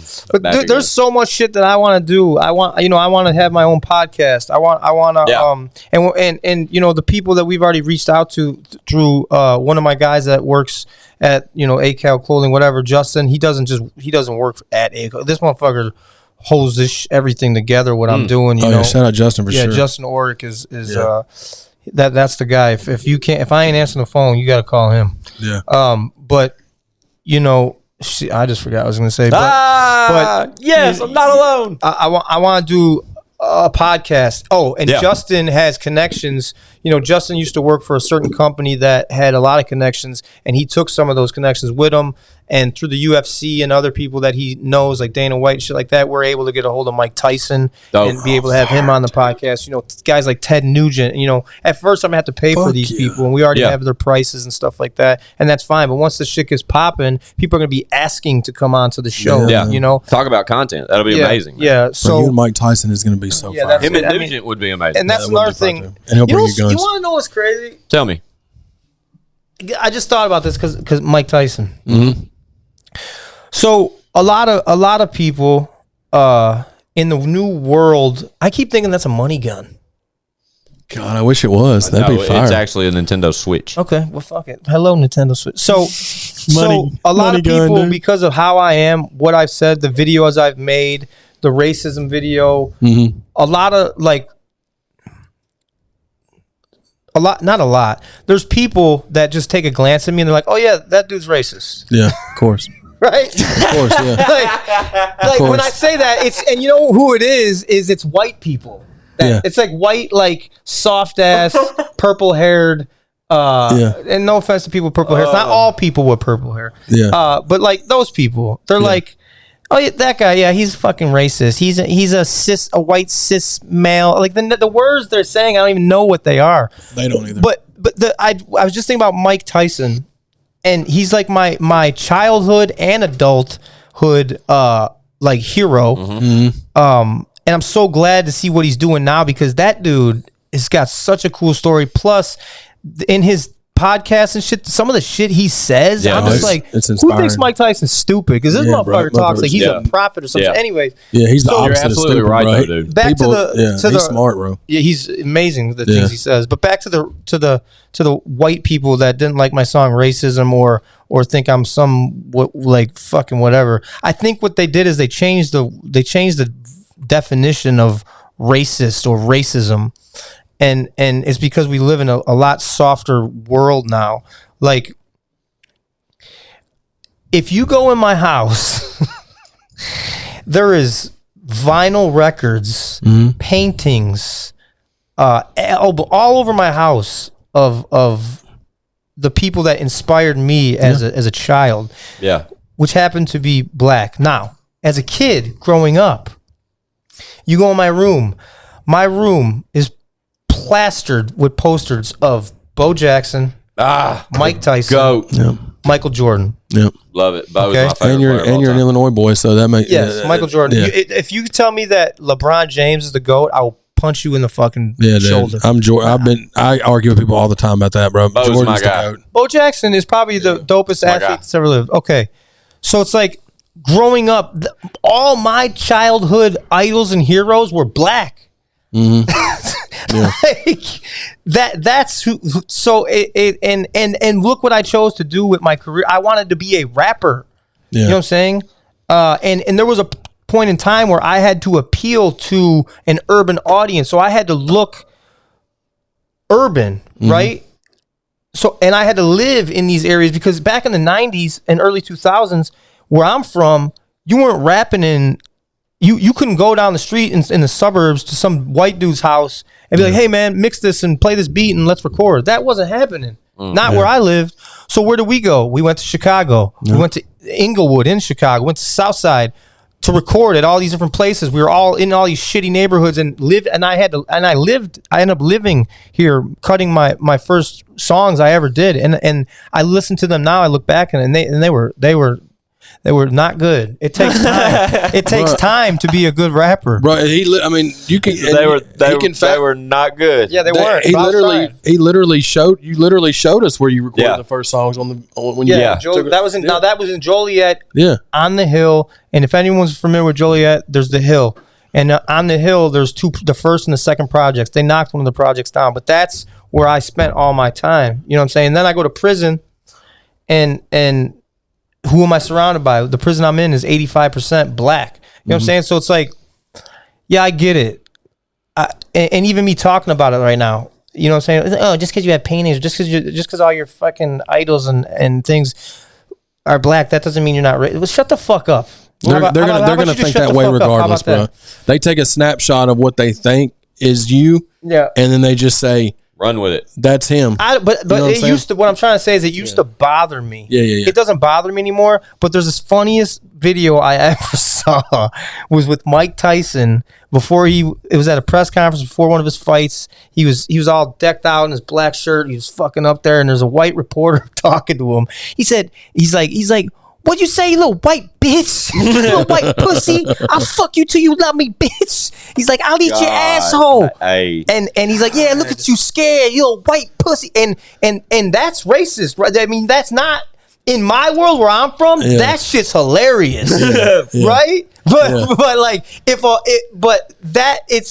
it was switched, it would be right. If it was switched to turn around, that would be considered. But in my world, as a kid, seeing that, as a young man, seeing that, I'm like, that motherfucker! That's my motherfucker! He's snapping right now. It didn't matter if it was a white guy, he's snapping. I don't give a fuck, but it was just awesome. Like, you know what I mean? Yeah. And sometimes people say shit and like comedians, you can't even be a comedian anymore. And I think it's hilarious when black comedians or white comedians roast white people and vice versa, roast black people, because there are stereotypes of white people like, hey man, that's a good looking salad, buddy. Like, I'll call the police on you fucker. Like that's funny. Yeah. Like there's things that like are stereotypes of white people. There's things that are stereotypes of black people. And that's the thing that I try to do in that song, Racism, is to break down these, and you know what? If I did it later in my career, now I could probably have done it a lot better than I did it in the beginning of my career. You know what I mean? And it would have been bigger platform now. Yeah, and it would have been more tastefully done. You know what I mean? But you know that record has halted a lot of progress in my career. You know, opportunities in my career, tours and shows and venues shut down and stuff like that. But also, if I had to do it again, I would, because I meant that shit. You know what I'm saying? Like, I draw a line in the sand of how I feel and what I think and who I am, and I stand on it. And I'll die on that hill. You know what I'm saying? So, and I think that's another reason why people fuck with me, is because I never switched up how I'm this is me. Yeah. Staying true to yourself. Unapologetically me. Yeah. But now I'm at a point in my life where I'm like, it's still me.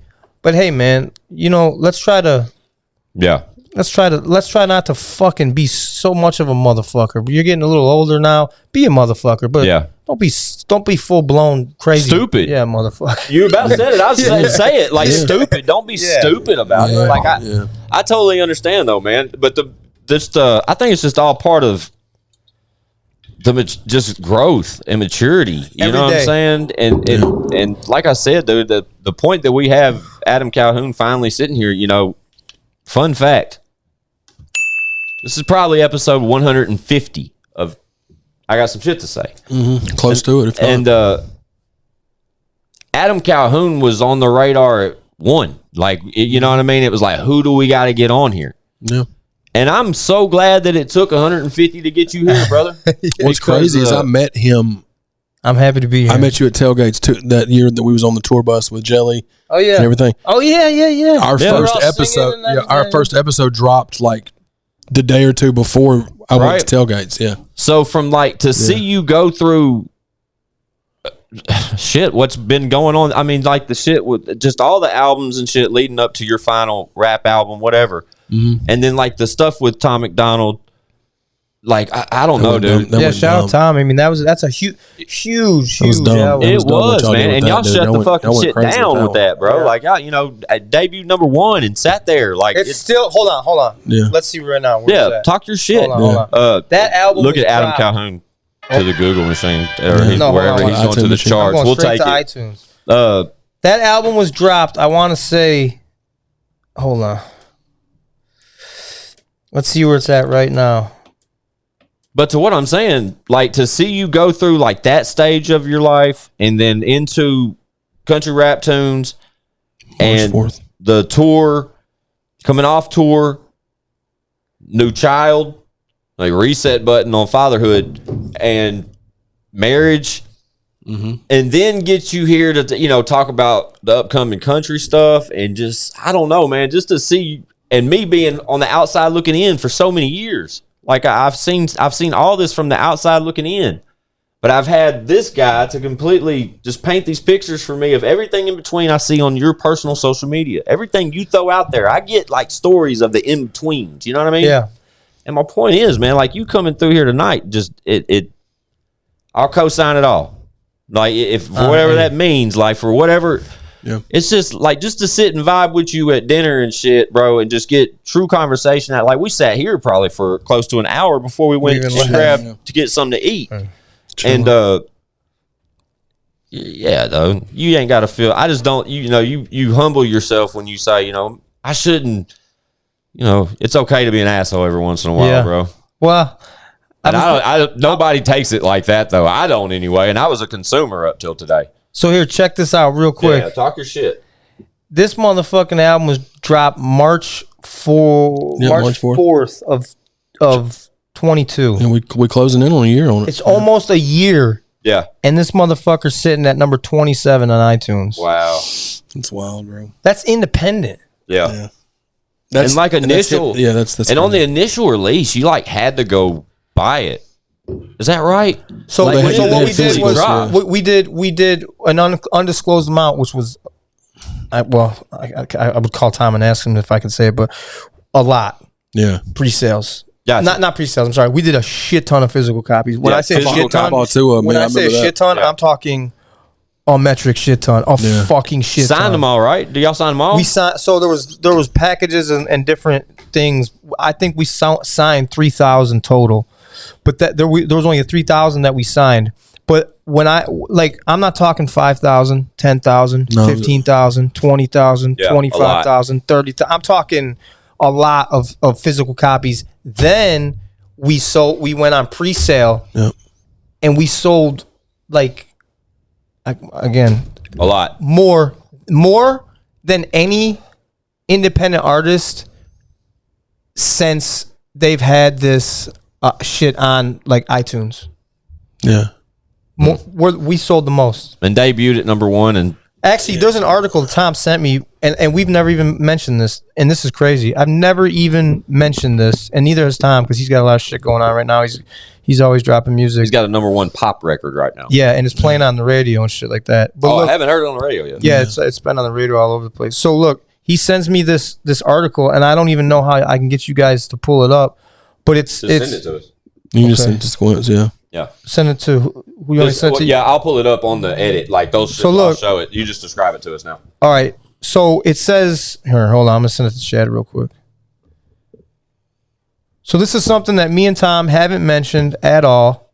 I'm about to mention it now because fuck it, why not? Why not? So it's the most listened to, most played songs from 2022. So then you click on this is, and the first guy on here is Harry Styles. I mean, this is a legit crazy ass article. So it says, what songs captivated you in 2022? Here are a list of the top 10 songs of the year, courtesy of listeners to Amazon Music, Spotify, Apple, and Pandora. And then you click. And on Amazon, we had the number 4 song and the number 9 song. And now you're talking about Lizzo.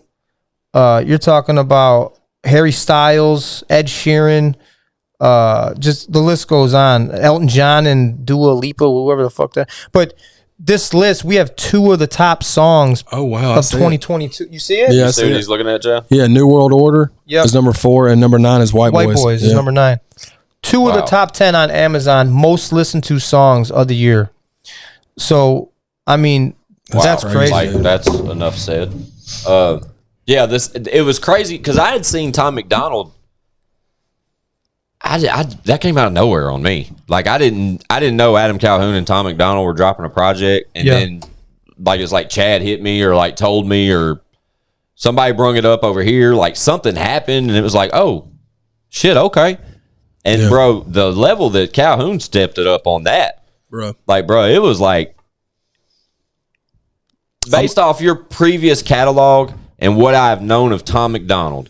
When I heard about the joint album, it was like, okay. And then when it came out, it was like, damn.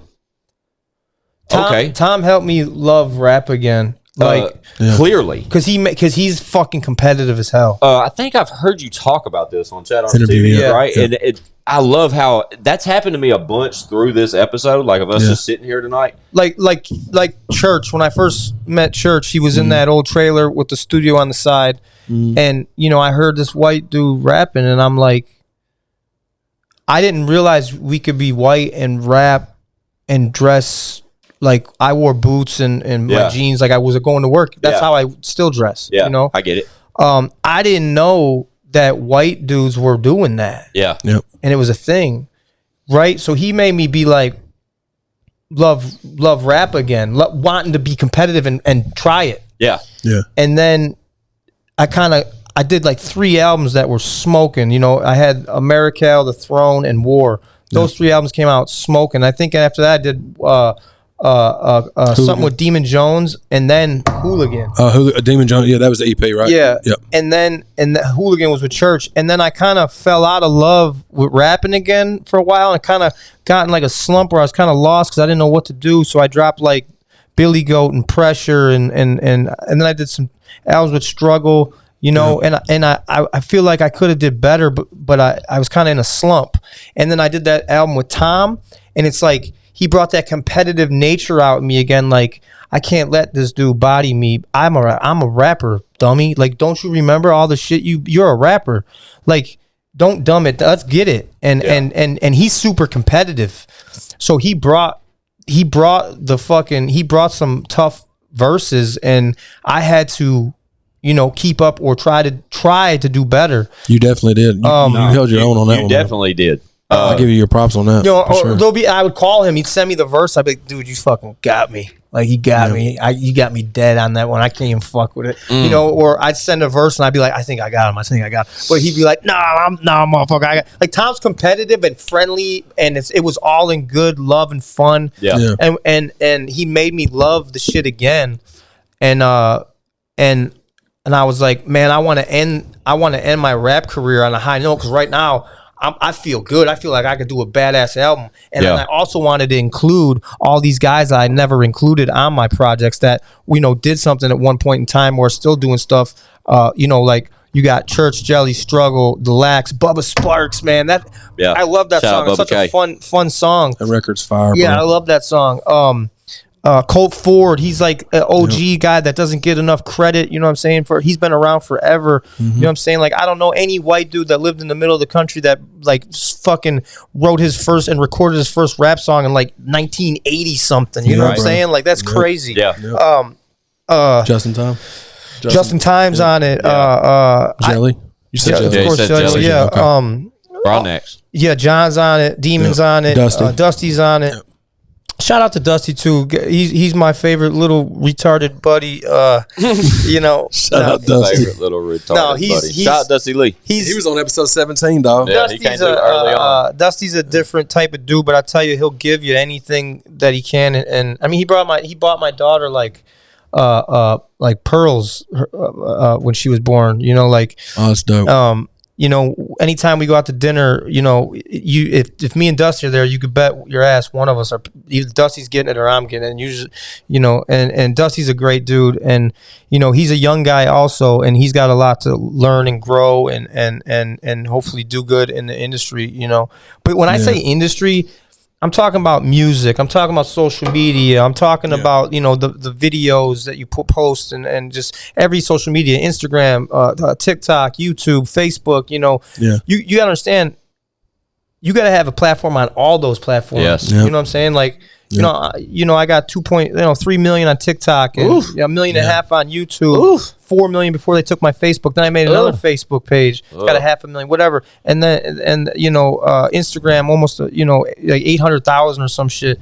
Like, you got to be firing on all of these motherfuckers if you want to be successful in this shit, because you're the record label, so you got to use every single one of these platforms to your advantage to push that fucking music. You know what I'm saying? And that's what brings me back to what I was saying earlier. I'm sorry, I'm going nuts right now. I love it. Fucking love it. Yeah, you're good. I wish that I could, because I don't.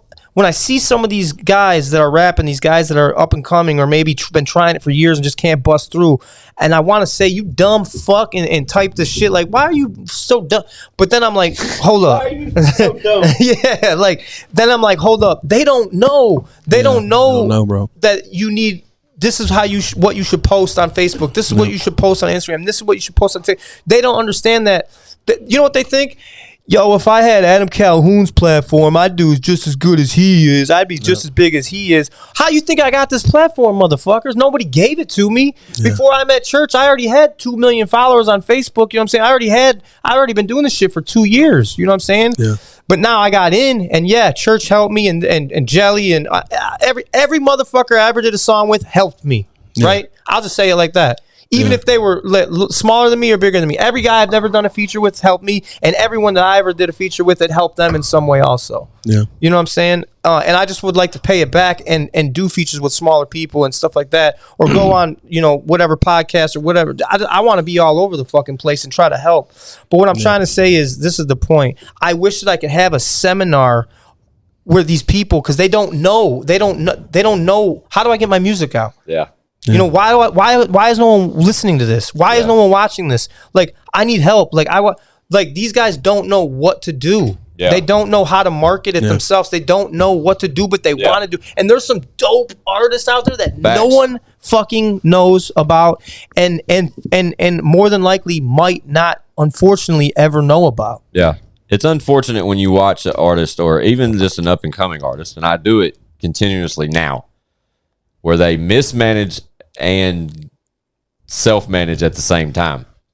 And that's almost, it can be a recipe for disaster with not the right, you know what I mean? It's real quick for people, like you said, when you said you got to know what to post, when to post, how to post. Yeah. And that is like, it's a formula to it. Really important. So like me, for example, when I was like, this video went viral in 2015. Yeah. Mm-hmm. How did this happen? I went to work like, dude, did you see that video you did? What? Yeah, I made a video. What? It's got 10 million views. What? I wasn't on the social media like that. I was working at the factory. I'm like, holy shit! I've got all these messages from all these, like Emery King. You guys ever heard? Oh yeah. Back in the day, what was the video? It was throat punch. That was what it was. I just said throat punch. It's talking about throat punch and time. Punch your kid in the throat because he left the milk in the fucking fridge when it was like empty. And so what it is, what you got to boil it down to is this: you have different personalities. You're different. You have different things about you that make you you. Yeah. You know, you're a father. You're a hard worker. You could be whatever makes you, all your characteristics, right? Yeah. What I did was I found the one that sparked the most with them, which was videos of me being a dad with my son and making fun of my son and playing around and fucking with my son.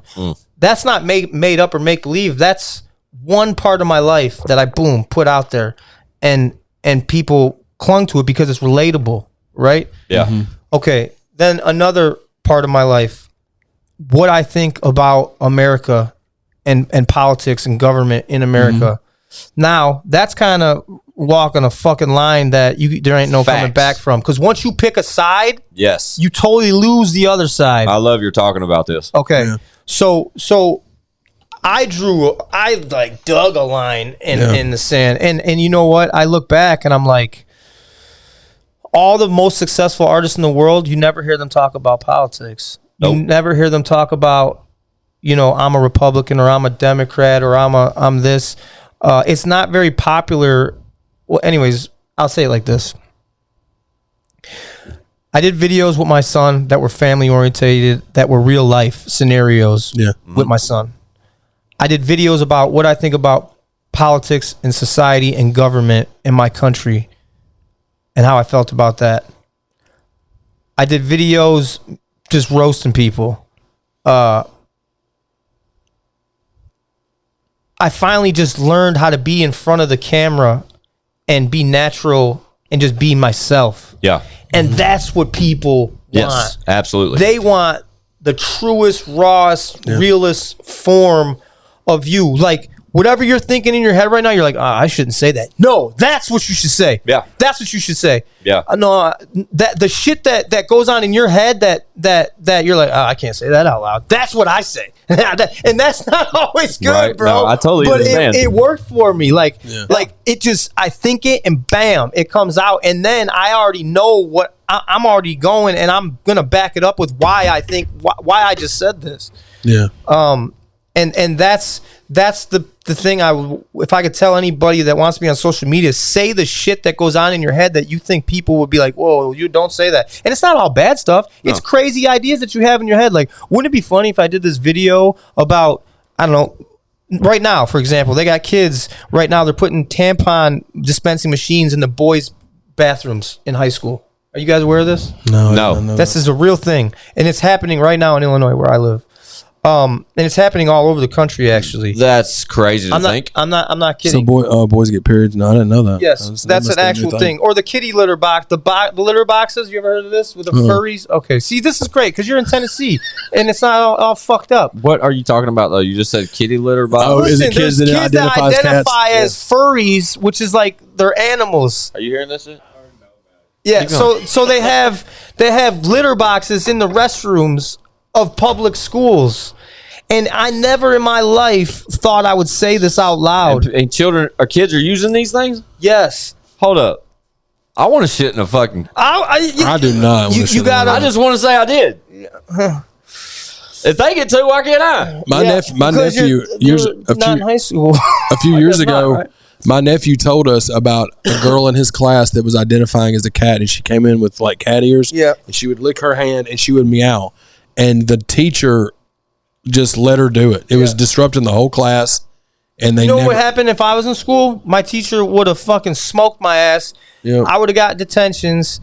And then I would have went home, got smacked by my fucking mom. So you're not a fucking cat. Done write-offs on the chalkboard like Bart Simpson. It's not a goddamn cat. Quit it. The first video I ever made, that's why I made it. I said, grab your kid and punch him. Yeah, because quit licking your fucking hand. Throat punch, dude. That needs to be the name of the episode. Throat punch. All right, yeah, throat punch without Calhoun. Yeah, so what I'm saying is, I'll take a video like that. Like, okay, I love it. Now, so they're saying that boys are menstruating, and they're gonna put tampons in the boys' locker rooms or restrooms. Colorful. And what I'm saying is, you know what they should put in the boys? Only thing that should be going on in the boys' restrooms is they should have some Marlboro Reds in there. They should be shooting dice. They should be getting in fist fights, and they should be putting cherry bombs in the toilets. Cologne machine. There you go. Condom machine. How about a condom machine? There you go. That's what should be in the boys' bathroom. Absolutely. You know what I'm saying? Well, Plan B's. Yeah. There you go. Like, okay. But now that's being a little bit serious and a little bit funny. Sorry. What he did? He said the thing in his head he thought he shouldn't say. Sorry. He said like a question. Condoms? But that's the thing. It's a little bit funny. It's a little bit serious. Yeah. And to me, people should be able to decipher. Bro. Yes. Yeah, I'm kidding around a little, but I am kind of serious too. A little. It's a little funny and it's a little fucked up, but that's comedy. Yeah. You know what I'm saying? No, 1,000,000%. Well, plus, and you're passionate about it because you're passionate anyway. But now it's like you have a daughter. Yeah. You know what I'm saying? That's going to be. You see what I'm saying? That's going to be growing up and you know in this situation. Especially so it's like, as a content creator. Yeah. So that's what I was going to say. I was going to say, I never thought I was ever going to say this ever in my life because I thought public schooling was the shit. It was embarrassing. You know, you had the cool kids, the dorky kids, the weird, you know, whatever. You had girls. It was awkward. You know, you had the kids that had money, the kids that didn't have. It was just like this weird, big, like awesome thing. And you got picked on. You picked on people. It was fact. you know, the gym shorts, polyester gym shorts. They were short. You know, way too short. You know, your first crush, whatever. And that was, to me, that was public schooling. And I never thought I'd say this ever, but my daughter is not going to public school. Not only because it's not like that anymore. No, bro. No, I totally get it. It's a weird zone. It's a weirdo zone now. Yeah. My kid ain't gonna do that shit. Like, you know, we did the Pledge of Allegiance every morning at school. Man. We did, you know, every kid went to gym class. We were in sports. Everybody dressed out at gym too. Normal. Yeah. It was normal. Yeah. It was you said it. Normal. Nah. They lost me with the fucking Pledge of Allegiance shit. Dude, shout out to dudes having periods. I thought that I didn't think that was a thing. The kitty litter shit still got me fucked up. I'm telling you, dog. I ain't lying to you. I'm not lying. I know you're not. I mean, that sounds like something that America's doing right now. It makes sense. But but if the public schooling was still like it was when I went to public schools, all fucked up and like fun and crazy and it was exciting adventure. She's not going. She's not. I ain't doing. I totally get it, dude. I totally get it. Especially I get that for sure. Cameras. You got it? Yeah. I bet somebody's calling my phone. Look at it. There it goes. Yeah. Shout out to High Chews. Yeah, for real, dude. We for real put them on out here, bro. We do, man. Give us a goddamn sponsorship. Cut the check. Maybe we shouldn't be so aggressive, but hey, dude, we tried to play nice. Yeah, we were nice plenty of times. And you know what? I can say it because I'm on my period right now. Thank God for the goddamn menstruating. I'm menstruating, dude. It's a heavy flow tonight. No, I totally get the whole private school thing, man. I really do. Yeah, I mean, sure. I got 3 of them, dude, and it's crazy though. The shit that's even like, but like when Chad said having a daughter now and just having to be conscious of that now as a content creator, and then even like the thought of one day, heaven forbid, something to happen to one of us, and you not be there, and then you don't want all the content to be portrayed in certain ways. You want some positivity in there. You want some fun, inspiring shit in there. You know what I mean? But all along, you don't want to lose sight of who you are. Yeah, for sure. You know what I mean? Yeah. I co-sign that. Yeah, that's my point. Like, gotta be cautious of that. Like, my 16-year-old dog tells me every week which one she liked best as far as Monday or Friday's episode. Really? Yeah. Back. So she's paying attention. Oh yeah, she's a big fan, man. She's been, because when me and him first linked up, she was like 3. Really? You know what I'm saying? Or yeah, because we linked up in 2007. So like, yeah, she wasn't even that old. She was 1 or 2, but like she would come to the show, like when we was doing shows back in the day when it was like day shows. She would come to the shows and like dance over there on the side of the. You know what I mean? She's been around since we started doing stuff. But she's my 16-year-old. She'll be 17 next month. Yeah, but she loves the pod. By like bang. So fast, yeah, Bubba. So fast. You know. Yeah, Taman. So yeah, that's another thing. Taman. Growing up, I wasn't in his life. I was in and out of his life. I wasn't a good father as a young man. I got home from prison, and I got custody of my son when he was like 11.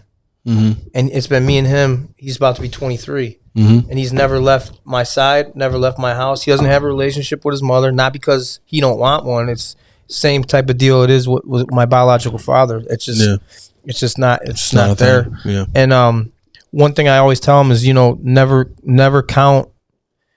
Instead of bashing his mother, Like, I don't have to do that. He's already pissed off and doesn't understand what the fuck, why. And I didn't have my dad, So he's feeling it just on the other side. Yeah, I don't need to bash his mother. Yeah. Even though she's a piece of shit and not a good mom, I'm not going to say that to him. Yeah. I'm going to tell him this. I'm not gonna lead my son down a path of destruction. I'm not gonna say, yeah, fuck her, she's a bitch. I'm gonna say him to this is what I do say to him. I say, hey man, that's your mom. I know that you gotta respect her and love her, because one day she might just surprise you. She might change. She might show up and never leave your side again, and you might have a relationship with your mother. Because I was counted out, left for dead. But I already said all the shit. I was in the gutter ball, dog. Yeah. Gutter ball dog. Yeah. And I just had a big, crazy, a beautiful wedding, and I spoke at my wedding, and Demon Jones was there. He officiated the thing, and my brother spoke about me, and like, it was beautiful to be like, damn, there was so many people in this room that was like, man, Adam, we're so happy that you finally woke up, motherfucker. You know what I mean? Like, because there was, like, again, I wasn't a good father. I wasn't there. That's bad. Right? I went away for a little while. That was bad. Everyone's like, oh, he's fucked. I didn't have a car. My license was revoked, suspended. Fucking no, I had nothing, dog. Nothing. Yeah. Totally lost in the world. Yeah. And somehow I survived because I never stopped working. That's one thing I always did, was work. And to anyone out there listening, man, no matter what you're going through in life, as long as you work, and keep working, something's going to give. As long as you don't give first, that motherfucking world will give, and you will get all that shit you've been working for. I promise you that. Yeah. Love it. Yeah, dude. Yeah, that's all we do. So it better be coming soon. So what you was saying about what you tell Taman, right? About his mom may surprising you. Yeah. Did you get told that when you were a kid? No, man. I wish I had a motherfucker in my life like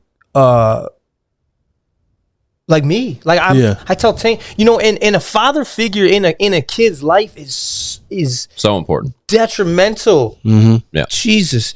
But even the smallest influence of that. Yeah, I wish I had a motherfucker that I would have listened to, man. I wish I had a motherfucker that would have went to war and kill and die for me. But also, it ain't have to be all that too. A motherfucker that loved me unconditionally, talk to me, listen to me, try to steer me in the right direction and do the right things. Yeah. I wish I had that. But guess what? I can be that for my son, and that's why the lack of me having that makes me so much better at it with my son, my daughter, and the people around me now, especially because I'm not as angry as I once was. And well, people see that on both you and Taman's social media all the time. Like you and Taman's relationship is dope as fuck, undeniably what a father-son relationship should look like on social media. It's just that's what it looks like in real life. It's naturally. But from a creator standpoint, I guess was what I'm saying. Like the way something that everyone can relate to. Yeah, and at the same time, at the same time, though, the way that you guys are able to create together, and it's still be good content. Don't get me wrong. Me and that motherfucker fight. Oh, of course. I mean, it's father son shit. And I get pissed as hell because sometimes I look at him like, who are you? Like, who are you? When you said you got custody of Tame when he was 11, right? 11. How long had it been until was it from when he was born until he was 11? No, so like when he was when he was first born, again, his mother has a drug problem. So when he was first born, she went bad on drugs. So I raised him for the first 3 years, right? We were together for 1 year. I raised him for 3 years after that. So it's till he was 4. And I'll never forget taking him to his first day of preschool or whatever the fuck. I guess he was 4 years old, and it was like for 4 hours. It was like right before preschool, and Taman's short. He's not the tallest guy in the world. He's like 5'6". But even as a little guy, a little 4-year-old, he was short and wide. I'll never forget this. I take him to the place to drop him off before I go to work, and he's got this backpack on, and he's so short that the backpack's just dragging on the ground, and he just looked behind to me, and he was so distraught that he was having to go away from me and go in this building, and he left and he went in and he did great, and I could cry. A few like a couple months later, I gave my son back to his mother, and I wanted to go chase that rap shit down, and I'm like 22 at the time, and I wanted to go chase that rap shit down, and it was the worst thing that I did because my kid went through complete hell, and when he was going through hell, I was going through hell because I was living in the street. I was living in from couch to couch. I was chasing down this rap dream, and I totally didn't even think about my son because if I did, it would crush me. So I just put it out of my mind, like I didn't even have a son. And in those years, I didn't see my son for probably 3 years. Wow. So I raised him for 3 years, didn't see him for 3 years. And then I saw him for like his 6th birthday when he lived in Kentucky for a little while. I went to prison. His mom brought me to see me when he was 8 years old. He came to see me. And then... And how far along were you in on your stint? Just started. And I said, don't ever come back here again and never bring my son back here Got again. you. So when you get out, he's 10. So I get out. He's 10 years old. I'm home for about a year. And she calls me one day and she says, come get your fucking son. I can't. She's doing all this. So I get in my car. I go pick him up. And I never look back. Wow. And I didn't have shit. I lived in my brother's basement. I didn't even have a bed. And but I had a job. And I worked my ass off. And the rest is, I've had the Fleshman's joint. Was that before that? No, I was towing. That was before Flesh. But I was towing cars. I couldn't get a job because I'm fresh out. I was only been home for a year. I got you. Yeah, so I'm towing cars. I'm bouncing. I'm shoveling snow in the winters. For like a landscape company. You know what I mean? I'm doing every single thing I possibly can to make money. Yeah. And then I got a phone call one day from my buddy Eric, and he said, "Yo, if you come right now, I got a job for you." And I'm like, "No, I got my background, and all that." He's like, "Bro, if you come right fucking now, you'll have the job." I didn't have a car at that time, nothing. I hopped on the train, went there. They hired me. I had like a 30-day, and this is the plant, this is the union, this is the job. I had like a 30-day probation period. Yeah. And then I think it was after that, it was like 90 days until I was like actually in the union, and I got in there, and I thought I made it. That to me, that I made it. That was more of I made it moment than when my first album went #1. Yeah. I sort made of it. Getting hired on type. Yeah. I'm in the union. I'm safe. I'm going to make good, decent money. I'm going to dig myself out of this hole, and that I'm good. I'm going to retire here. I'm going to die here. That's it. Yeah. That was it for me. That was life. It was over. That was it. And, but it wasn't. Right. Obviously. Yeah. So did you, when you had that gap with Taman, when you got him back, did it take some time for him to warm up to you since you were away? Or was he just thankful to be back with you? Was it rough at first? I'll never forget this. He's 11 years old. I'm in the kitchen. Taman, come on, it's time to eat. Mm-hmm. What? Taman, it's time to eat. What? He's like being a fuckhead. I go upstairs. I go, hey, bud, it's time to eat. He's like, what the hell? Jesus. I go, Jesus. I don't know what made me snap. I said, Jesus.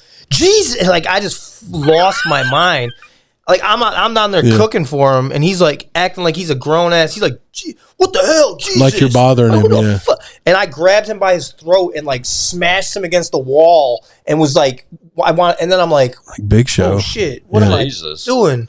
Yeah. He don't even, it's been a couple months. I can't just start off with that. And that's when we started our journey. But he knew right there, I can't do that. Mouth off to this motherfucker, right? Yeah. And then we started our journey. He'd come home, he got in trouble for school. Instead of being like, motherfucker, I'd be like, all right, bud, check it out. And I would talk to him, you know? And then sometimes he'd cry in the middle of the night, and he'd come in bed and he'd sleep with me. You know what I'm saying? It was a long road because he was damaged from the life without a dad and living with his mom and living in the, not the best conditions. And I was damaged because I went through the same shit. When he was going through it, I was going through it. And a 2-year stint to add to that. Yeah. Too. Well, that's a very important. Yeah. That was part of going through it, Absolutely. For sure. But when I tell you what, I think God or something, like I don't talk about religion very much, but I pray every day out loud to this world. And even when we were out to dinner, you bowed your head and started praying. I said, no, say it. Yeah.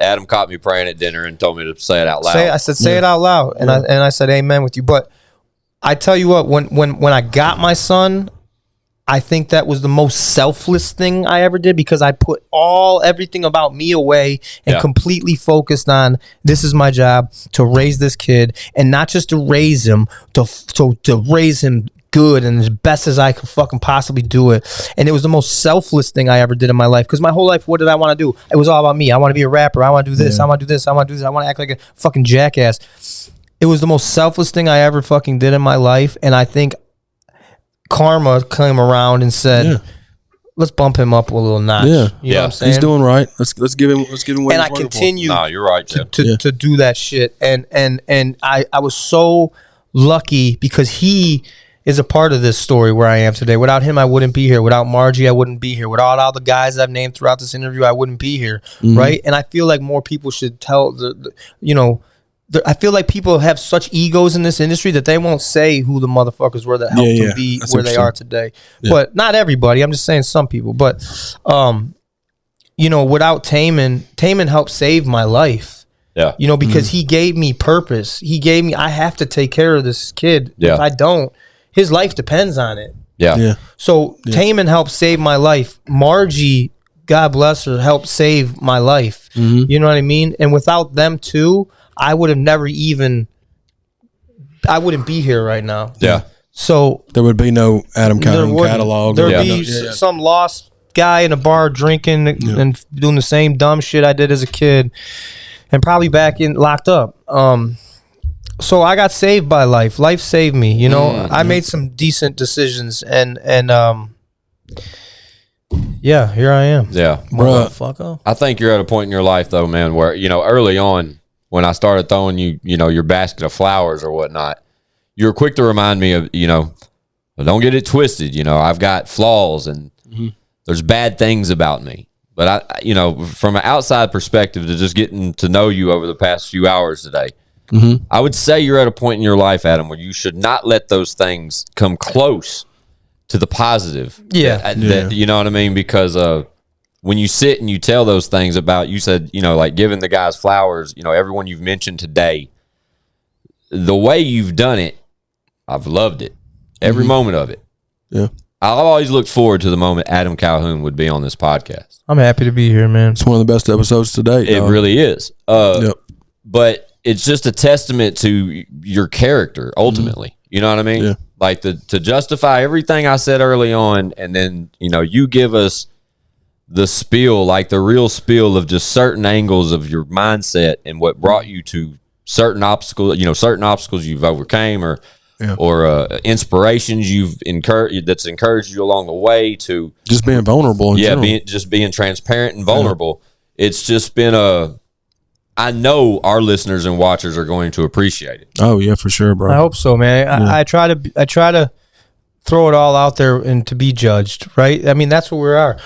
People are judging you when they watch this podcast, how you move, what you say, facts, your posture, everything. Yeah. So what I do is I take a step further, and I could be completely vulnerable and say it all, how it really went down, and and love it or hate it. I mean, it's real, at least, No, it's absolutely that, and I've said that along the course too of just the true testament of this whole image I've brought up of Adam Calhoun. Yeah. All the stories I've heard, and then all the positive things I've heard, and then the music along the way, and just the brief performance I got at Tailgates and Tallboys, and the brief fucking introduction we had.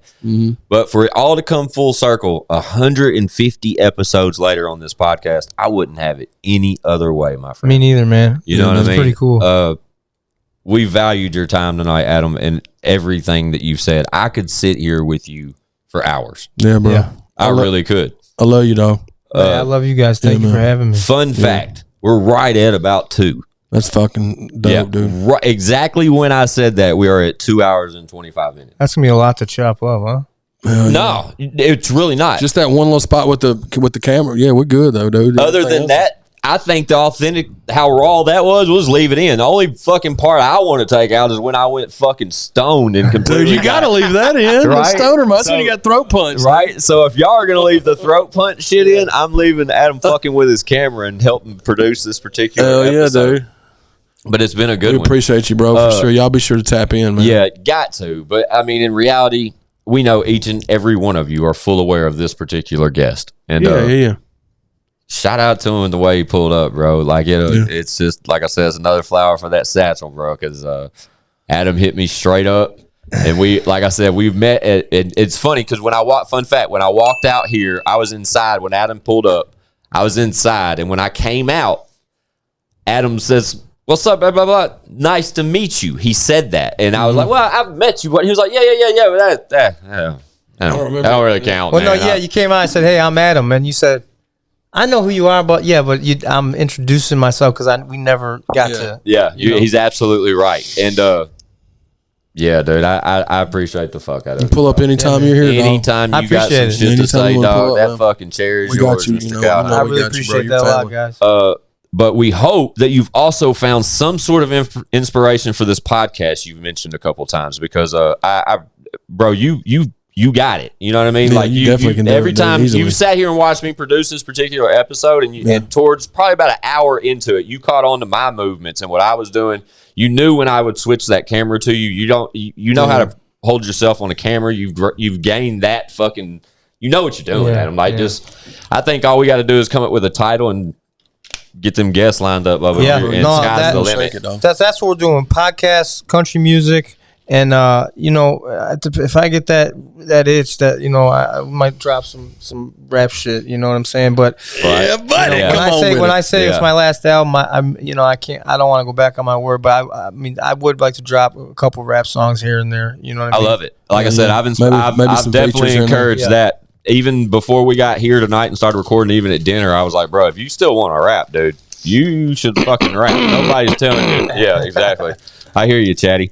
You should definitely fucking rap because you're fucking good at it, bro. You've always been good at it, and nobody said you had to stop. So it took me a long time. You know what I'm saying? Keep it up, Bubba, and just know we're always in your corner, Mr. Adam appreciate Calhoun. it, man. Thank you so much for coming through. If you guys are silly, we got Adam Calhoun. ChadArmesTV. I got some shit to say to podcast. Y'all know what it is. I got some shit to say.com, ChadArmesTV.com. Chatty, get us the fuck out of here. Bow!